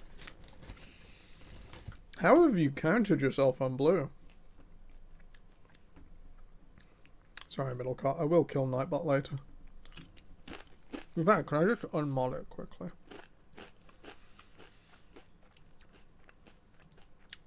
Can I like unmod you briefly? I can block him. Oh, unmod Nightbot. There you go. Right, chat's free. Chat's free. I'll get him back later. And now they deny our request to change game time so our support can play Monday. Oh. Unfortunate. Alright, do I have to unmod auto mod as well? Oh, there you go. You can swear now. You can't swear many times. But you can swear once. Alright, we missed a step. Where Astralis, I think, are continuing to do just fine. Thresh Leona's a weird one. Well, like, Thresh used to be the counter to Leona, because Leona would come forwards. Then struggle. In truth, Leona wins it. And you can see this in NLC, not NLC, UKEL Spring 21 with yours truly. Because whenever Thresh would get picked away from us, you just pick the Leona. Thresh makes one mistake, uses a cooldown on someone else. It's Leona's like time. And in the mid to late game, Solar Flare is just completely free. As long as you hit the Thresh, he dies. If you make sure the Thresh can't lantern, that person dies. It's easy. We've banned 380 carries and they pick Ziggs, boys. I'm not impressed. I'm not impressed.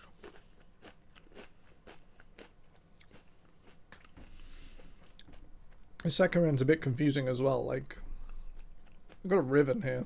I'm just going to let this one play out.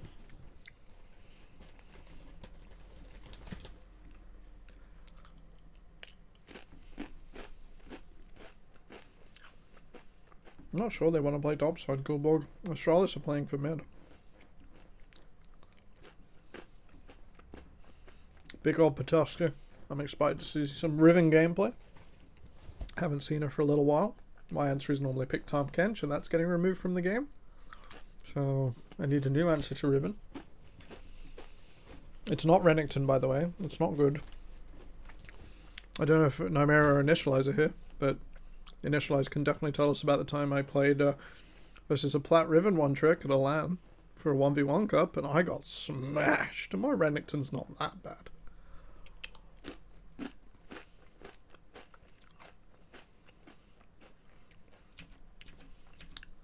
Oh, We had a duck. Very important. This is analysis. Cute duck.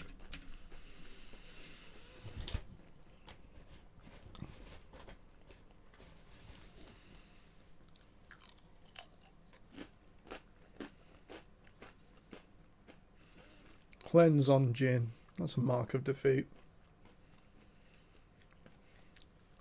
Triple teleport on Astralis. Kinda mad. One teleport on Naireki. At that stage you might as well have just taken the Ignite, I think. It's just gonna be a bit odd. Don't know. I don't think it matters too much, but you are vastly outnumbered in teleports no matter what you do. At least you still got one.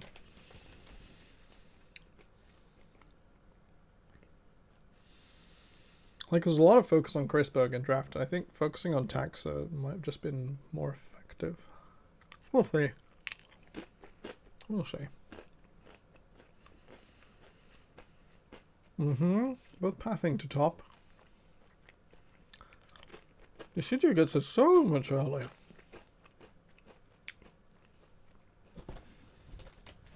Yep, so they trap Carlson on the wave. At least he still gets back to the wave. There is a way in which Decidueye can play the wall there.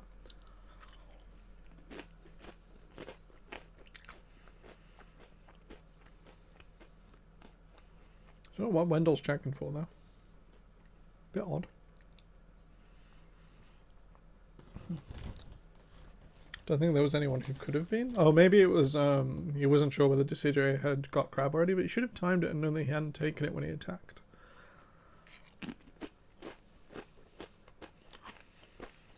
Yeah, but the timing makes no sense, Zero. Unless they thought Decidueye just sat in a bush. Fair enough.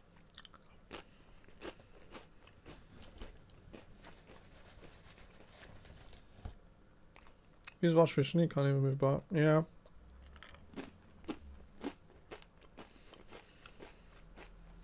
Alright, Carlson wants to hold the wave. Oh!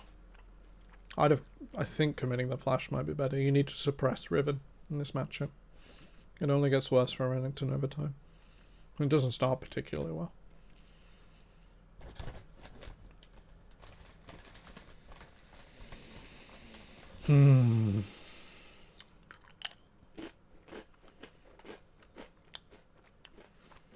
Just wait and play first, if you're going to be aggressive. I miss Tricked Esports too, Jimada.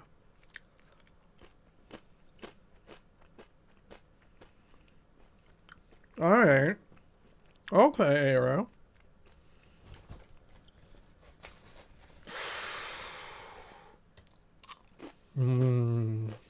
Carlson's doing well.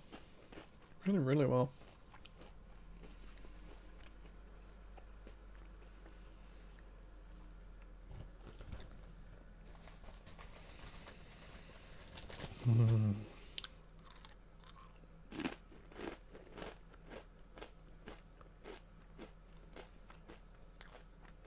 Right, held his nerve. I like this instead of recalling. You've exerted your pressure all over the map. Mid's out of mana, so it has to recall. Can't contest. Nicely done. Carlson has huge prio. He didn't buy Phage, which I think is the current Twitter meme.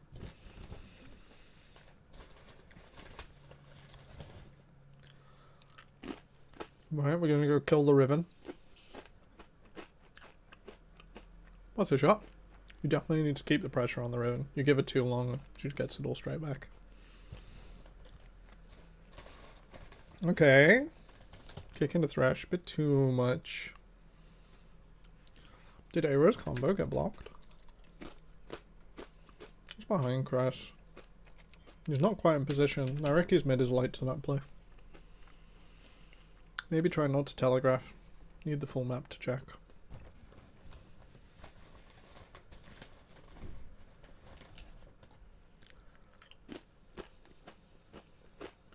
Gold about even.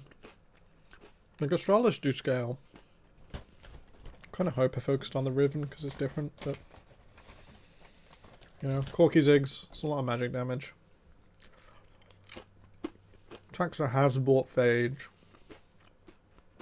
But he's got every other component for Divine, so whichever. Can't not buy it, that would be even worse.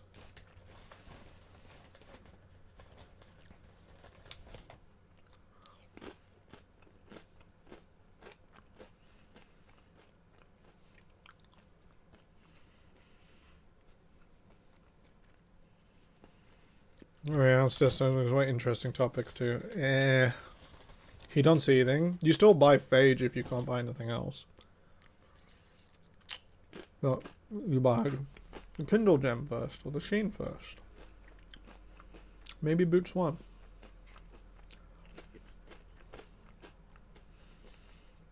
I mean, don't get me wrong, the audience wants to know about Riven. So I would do the same. To a degree. You got a lot of interest in this game. Mostly, Nairiki's approach to first half in blue side was slightly questionable. Very deep commit. Come on. Go on. Oh! Cheeky chip damage. Nairiki's mid is overperforming, which is good. I think Wendell's overperforming as well. I don't think we can assess from too many of the other players this game because they're on very cookie cutter things. You're not assessing much about the player when you play Ziggs. I'll see drafts at the start qualifiers. I didn't watch too much of the upper qualifiers, and what I did watch I've mostly forgotten. I was a bit busy trying to get my drafts not being a mess. Mixed results on that one.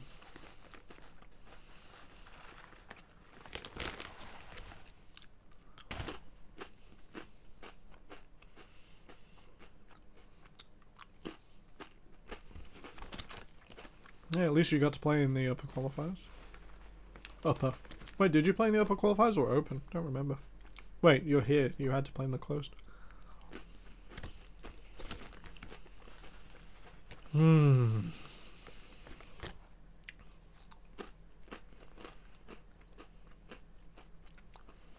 So, dragging up, Astralis had to tempo base. Neither team in immediate position, but blue there first. Red contest is way too slow. Can only get opportunistic. They go onto the Riven, it's reversed.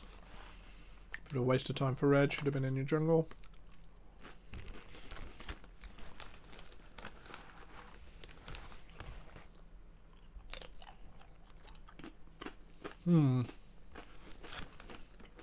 Well, Costa's doing well.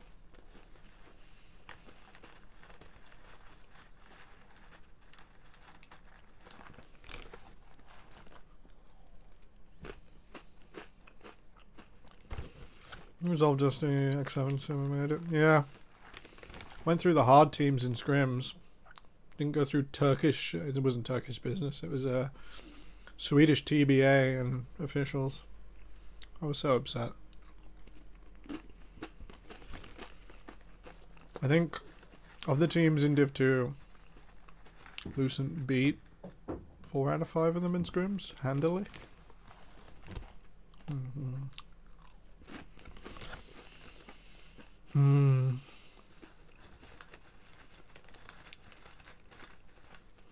Yeah, we kind of were scrim gods. Just made a complaint about your group stage. That Swiss tournament was just the worst thing. It's not good. You wouldn't mind, but like Viperia 2 got Div 2, smash them. Who else? Verdant, Smile. Clean through Verdant, who else? There are a few others. I probably shouldn't leak scrims for fun, but imagine being on a team. Hold on there, matey. Mate, it was not close. You had a sub upgrade as well.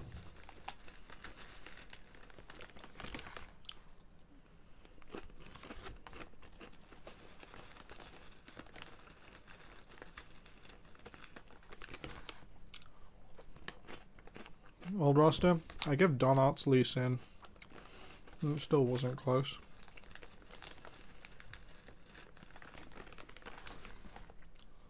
Where my hair gone? Off to the wig factory.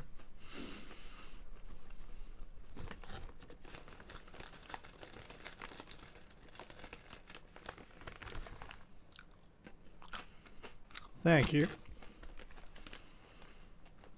Lil Pants, we'll have to play Yu-Gi-Oh! Sometime. I saw you played it yesterday. I will play some Master Duel after I've tried to make myself not completely irrelevant by not watching a single game. I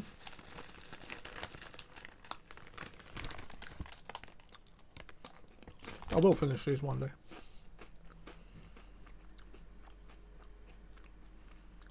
Bit of a mind read from Chris Berg, that didn't really work out. I see you, Little Pants.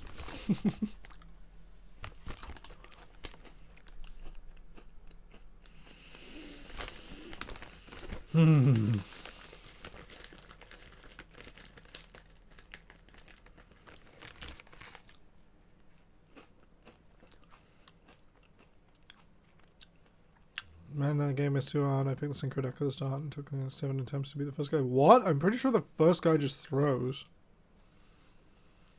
I picked the synchro deck too, though. You get all of them by doing the basic things. Do solo mode. It really guides you through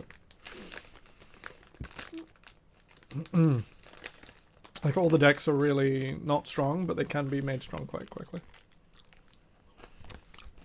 I'm trying not to spend any money, so I'll probably just do a full free-to-play assessment. And commit with Jin ult. I feel like Jin ults are often just aimed at the first target. Like, you could have just aimed that more towards mid-tower. And then as they move left to right, it gets progressively easier. Bit of mind reading, though. It's often like a bit panic. Oh! Like, the LeBlanc is strictly overperforming. Like, 30 CS up is no joke, LeBlanc versus Corki. And yet the Corki is still running him down. I was doing solo mode, just had shit synchro so his enemies gigged his statted his normal monsters that just one-shot my boys. The spells only work if you have a synchro on board. Are you doing, like... Which solo are you doing? Like, solo, I've been given a deck every single event.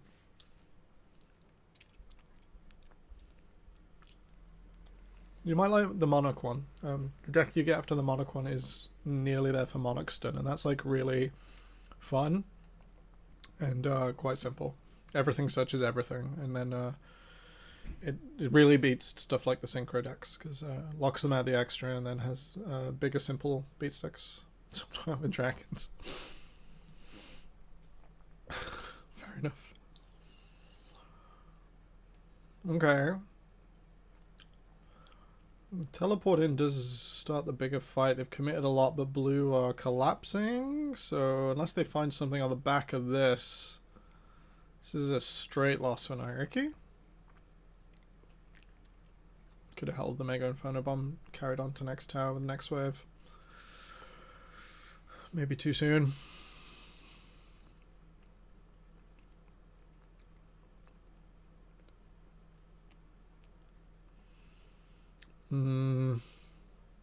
I feel like blue should have just rushed at another objective. Hard, because you've lost 2, yeah, for sure.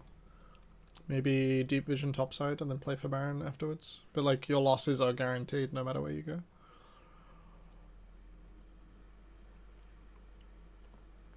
The LeBlanc is clearly being, like, super targeted. It is their only point of, like, play through the game, and they lose it. I feel like Nairiki's mid's overperforming over my expectations, but everything else going about as expected. Not the greatest quality of game, but not Singularity Veneer, so it's fine. Maybe not the same viewership quality where Singularity Veneer had us on the edge of our seats, but pretty close. I'm going to start skipping ahead though, because we're in just to a... So I sort of discussed the way Leona, oh wow, Leona Thresh mid-game goes, and we're set up perfectly for it with the 2 threats once again, Renekton for a body, well, triple threat really. Tax is doing quite well. I don't see Naruki like even remotely clearing the wave with this composition.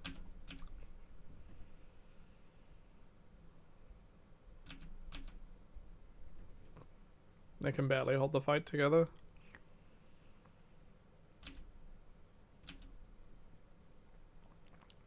Like, this is the only time Naruki can go back in as like some super fight for LeBlanc, and it's just being denied slowly. Astralis taking their time. Not quite playing with their food, but making sure that there's no place for Naruki to get back in.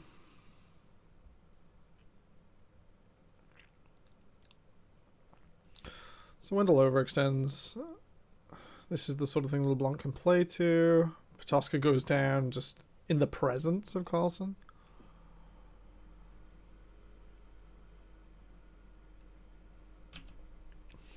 Brain confused me for a second by saying there was nothing for Astralis to do, that they'd lost all their towers.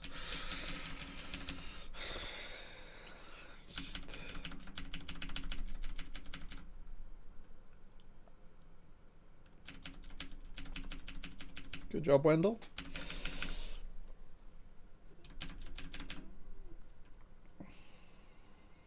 I don't know what's in Akaram's book, but I need to know.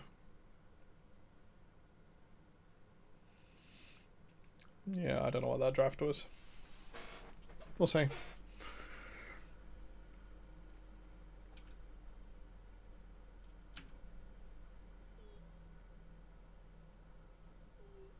Oh, they get Patoska on for his Riven anyway. Man lives in the attic. Nice cupboard. I don't know where I'm going with this. This is a lot of broadcast, I guess. I underestimated how much this would be in one go. I suppose it's not so bad when you watch it. Oh, X7! And then Torok will probably be back for the XL.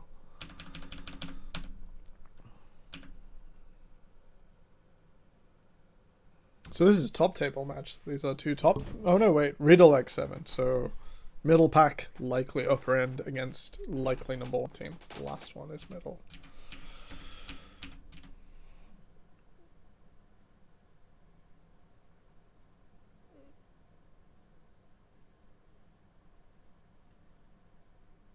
Oh, they're talking about relations to G2 Super Team. And how X7 might have too many expectations, but we're in the ERLs, which should go to Worlds, in my opinion.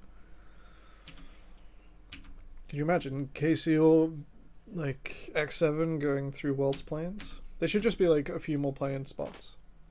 Does it cost a bomb for Riot to get them on a plane? Sure. Should we do it in any way? I think so. Used to be able to go 2 Worlds from Flex Queue in 6 months, if you were so inclined.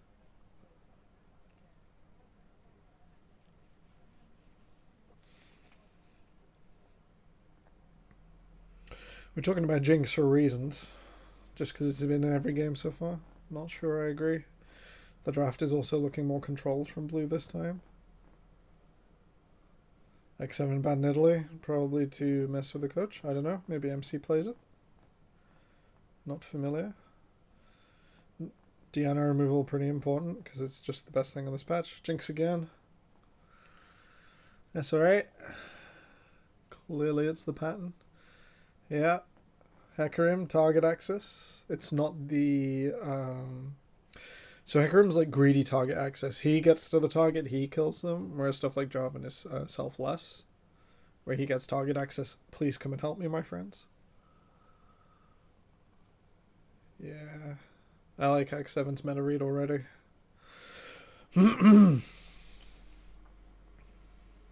Spoke to Neos and Tara because X7 saying they said MC's needed should be permanent ban. That'll do. Alright. Can't argue with that. Maybe some synergy with the coach. In name. Okay, we got Aphelios Lulu into a Karma lane. That's fine. Aphelios can choose to play into tower or contest the wave. I really wanted to go to the X7 thing, Middle Cup. Was it good? I was a bit busy on the day. Probably go to the next one. Discussions about being best in world. Wow. Alright. Akali's gone. Silas gone.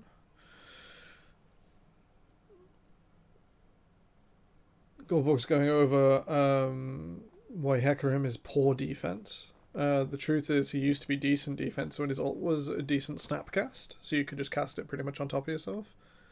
That was pretty much removed to make Hecarim more one-dimensional, which is fair because he used to be able to do everything all the time. It was alright. Nice. Do you like when it is alright? Vex isn't picked into anything particularly, it's just picked as a control mage. And then Jaeger R5 on the Gwen. Gwen, similar to Gangplank and Kayle, good into Ornn because the lane is not necessarily destructive for them. If they don't play it wrong, it is on them if they get caught by the Ornn. Just the way the ranges line up and the way the damage and mana numbers are, they shouldn't be falling down and dying. They get to scale for 2 items, similar to Ornn, except instead of Ornn being Ornn, they then get to be a viable threat who can fight Ornn later on. And while they force the Ornn to buy Warmogs if he wants to side lane successfully, X7 spotted out, that is the better ward if you're actually going to contest bots, and Nuke's pushing forwards there. Yeah, it's like a good sign. I'm enjoying that Riddle didn't just try something one-dimensional with Karma Graves. They went for bot and then assessed their options. Hecarim full clearing bot to top, so we'll look for opportunism. Maybe a 2v2 attempt. Oh, there was some issues at X7's facility.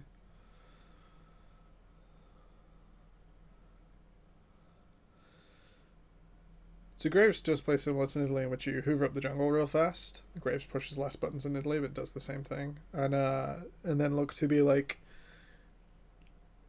both an unstoppable object and an unstoppable force and a movable object, whereby you're just stronger and richer than everyone else. Nada is having a lot of fun. I watched Nada's stream after someone linked it the other day. It was really fun. Guy's going places. Fast fingers. Very jealous.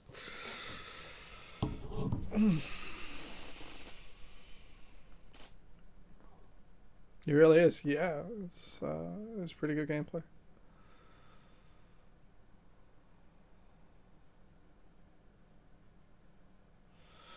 Nukes is playing with Nada's heart. Won't die for it, but now they can't do sort of 2v2 this wave because Singh should be looking for angles. He's doing it.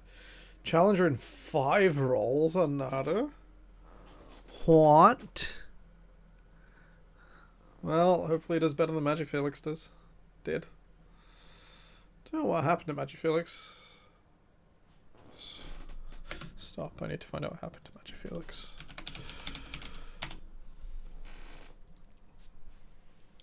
Is he still...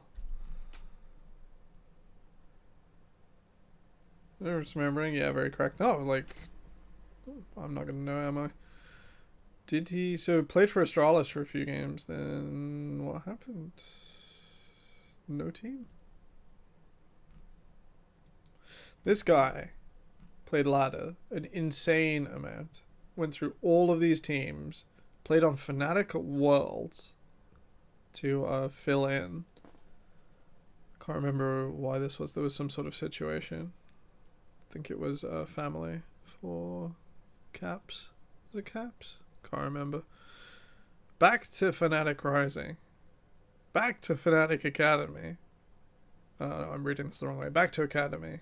Back to Rising. Then doesn't leave the main team as a sub. Goes to Astralis. Plays out of his mind on the only functioning part of that team in the EU LCS. LEC. Like the rest of his team crumbled around him while he tried to hold up the earth. And then he just leaves. And after all these years, he was really good back here as well. I remember this version of Movistar Rises. After all this grinding of Fnatic for over 2 years, just quits. Like, he was at LEC level nearly this whole time. Everyone was scared of him. Solo queue was like a montage most games. Challenger on all 5 roles. I don't know if he's like... There's some other reason people don't want to play with him, but like... No excuse for not considering Magic Felix. It's like the great tragedy that he never really got to go international.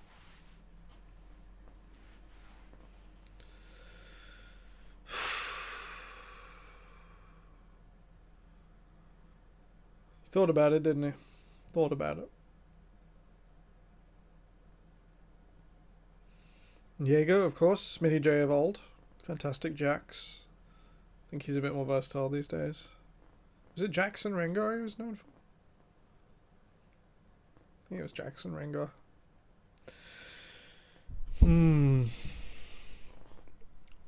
Haru's up on MC, which is, again, a bit concerning. The jungler that, like Haru goes a little quicker, but, like, MC also didn't get anything done on the map, so it's very relaxed and it maybe shouldn't be. Okay, Haru. Okay. Not Haru, Nada. Just my brain. Now it's Haru. Just, Lordy Lord. Can you smell that? I can smell green. I can smell X7's incredible wallet. Just leaving a huge mark on Riddle's face as they slap them with the money. That's what slapping with someone with money looks like.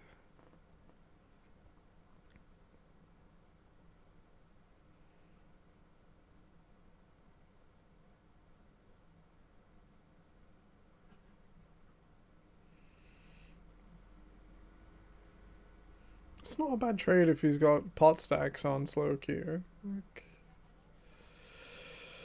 I love my play-by-play casters. Sometimes you guys say the wildest things.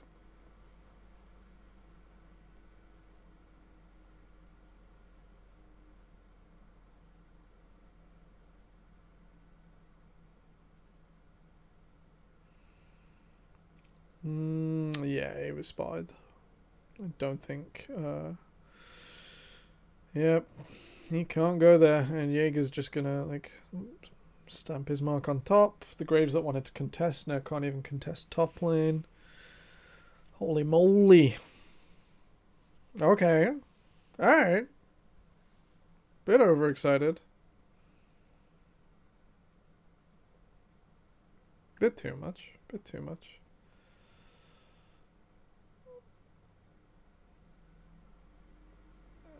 Okay.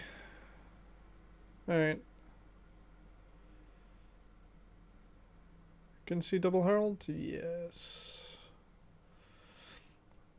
Oh, giving all that money to Nada. How kind. Did the players go middle cut?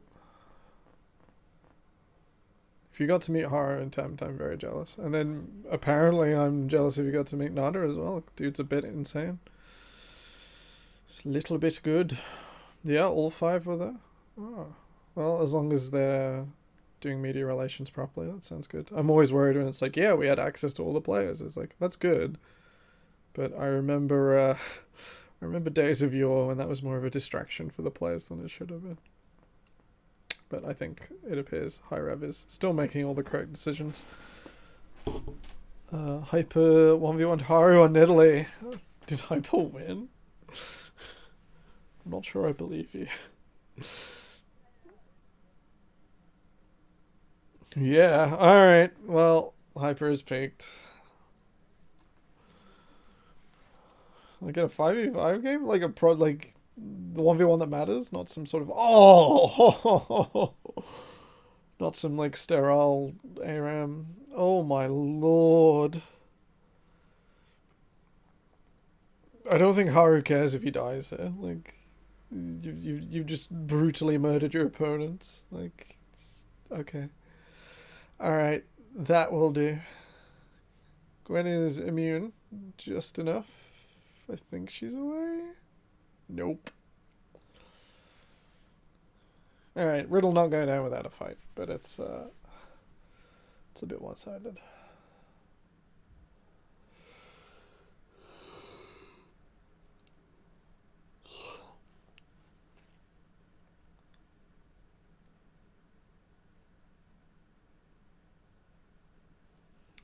Jamada mentioning the 5k gold deficit is getting uncontestable.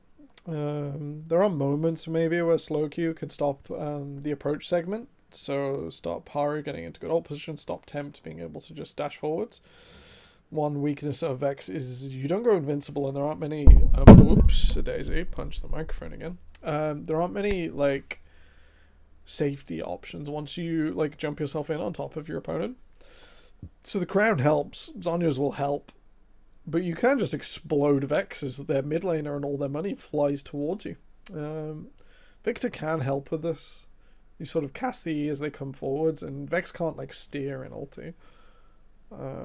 So she just like eats herself into the abyss and dies. There are options for that, but let's be honest, Tempt is a fantastic player and is making moves.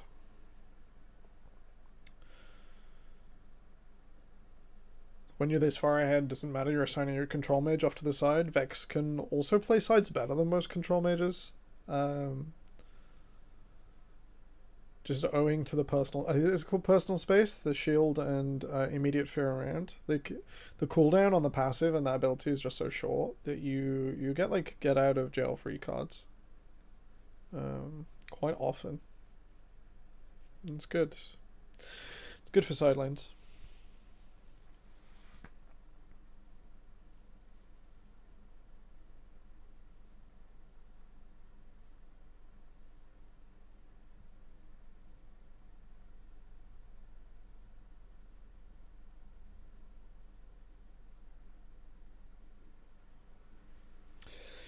Not sure about the Graves build. I know they've changed over time. I haven't kept up with them.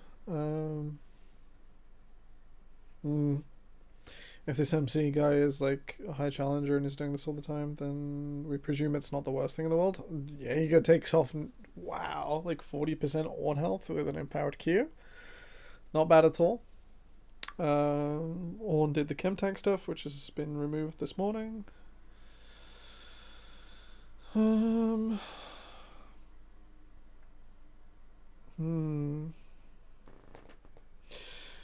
This is a good place to sort of illustrate why Crown is like a semi-ridiculous item, and why things like this in League, it also goes for card games like Yu-Gi-Oh as well. Like, the best defensive item is often best used aggressively. Like, we see two versions of Crown for the same thing. Like, Crown for Victor is just like, don't kill me quickly and then I'll be even more obnoxious with my anti-approach. Whereas for Vex, it's just like, I'm going to dive on you and you can't kill me. It's like the duality of you never have an aggressive or defensive item. No such thing exists. A defensive item is the best way to get up in your face and aggressive on the cheap. And an aggressive item is the best defense if your opponents are melted before they can touch you. So there is no real such thing. There are just good and bad, suitable and unsuitable. So even though Nada had all the utility and all the defensive power of the Gale Force there, not enough. Not sufficient. Not sufficient or sufficient or suitable or unsuitable, way much better metrics of success than successfully defensive or aggressive.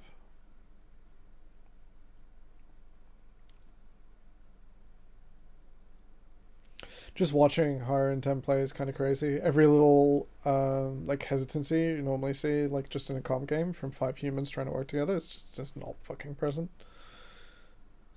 They're just straight in. Like the decision there to go away and towards again was like super smooth. It wasn't sort of wiggle in front of it and see what our teammate shot caller says. Just like in, they're coming, out, deal with it, in. No steps in between. Very scary. X7 to Worlds, let's go. Like, Riddle aren't even doing that badly. Like, I am in awe. This would have been like a decent fight versus Fnatic Rising and BTXL of old. I can't wait till Carmine Corp and Koi Twitter discovers X7. Like, it's... We're not far away from that caliber. Oh my lord. Just look at them go.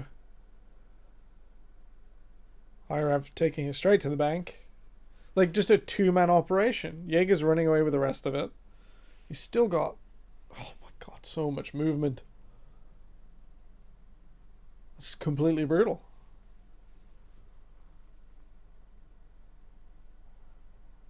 Alright. I think I replied to a tweet earlier in the week about like one member of X7 being like how happy they were going. I was just like, just if you're happy and this is working, like congratulations on going to EU Masters. And yeah, it looks like they're going to EU Masters. If they keep this up. Kind of crazy. Kind of crazy. Oh, and I've been talking for 2 hours straight and I've only coughed once. So we're doing well. Doing well. Alright, they delay Harry slightly, but not enough, because Tempt is like autonomous at this stage. Only denied by the tower. Oh. What? My phone is like flashing things.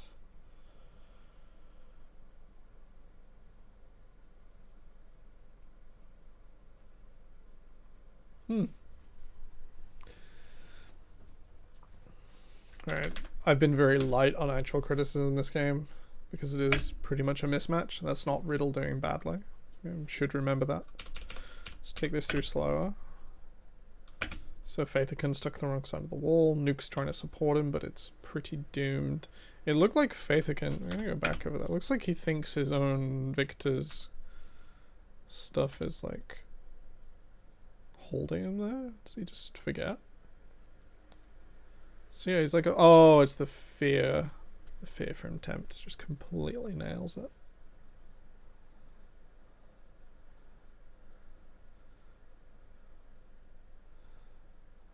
It's like, alright, let's go over some things that Haru and Tempt did, because otherwise this just isn't interesting to listen to.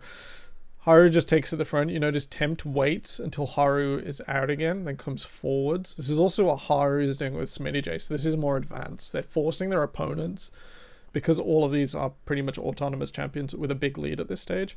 You throw something with a lead at your opponents, they burn cooldowns to not die. You then just chop and change, just in and out, one for the other, especially when they still have some cooldowns. And it just means your opponents have even less of a window. Like, they're...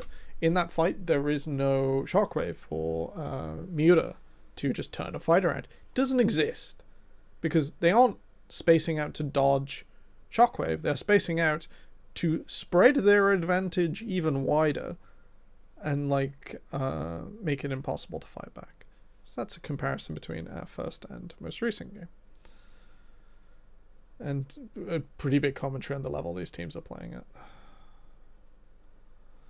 Like, Jaeger just 1v3'd, and with his Onyas, he's going to live, isn't he? It's just not even close. Riddle looking better than I expected. Riddle are looking better. Like, only the bot lane truly crumbled. The rest of it was, like, either the way a lane is quote-unquote meant to go or expected. Or they just, like, they didn't crumble in mid, which is pretty good. The Graves hasn't managed to had much impact, and that's what happens when these like pseudo carries in the jungle just don't get a lead. They're just there. You know, they don't offer the utility because they're set up to carry.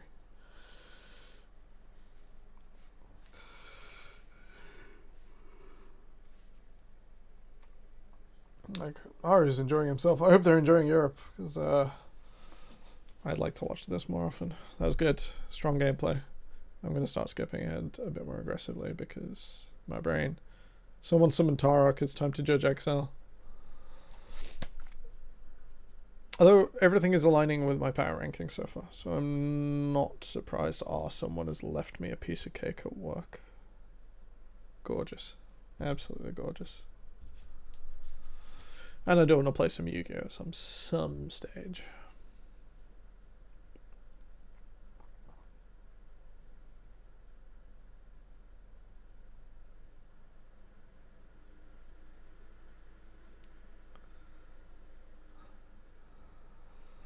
I think that was the difference in that game. Still fun to talk about. I was going to make notes, but never mind, close that down. Come on, stream. Please unfreeze. I wish to watch Tark. Can you get chat replay and on LoL Esports? Is it dead? Is it dead, Jim? There we go. Oh, wait, are we? Oh, we're post-draft. Alright. My internet is surfing the turf. Oh.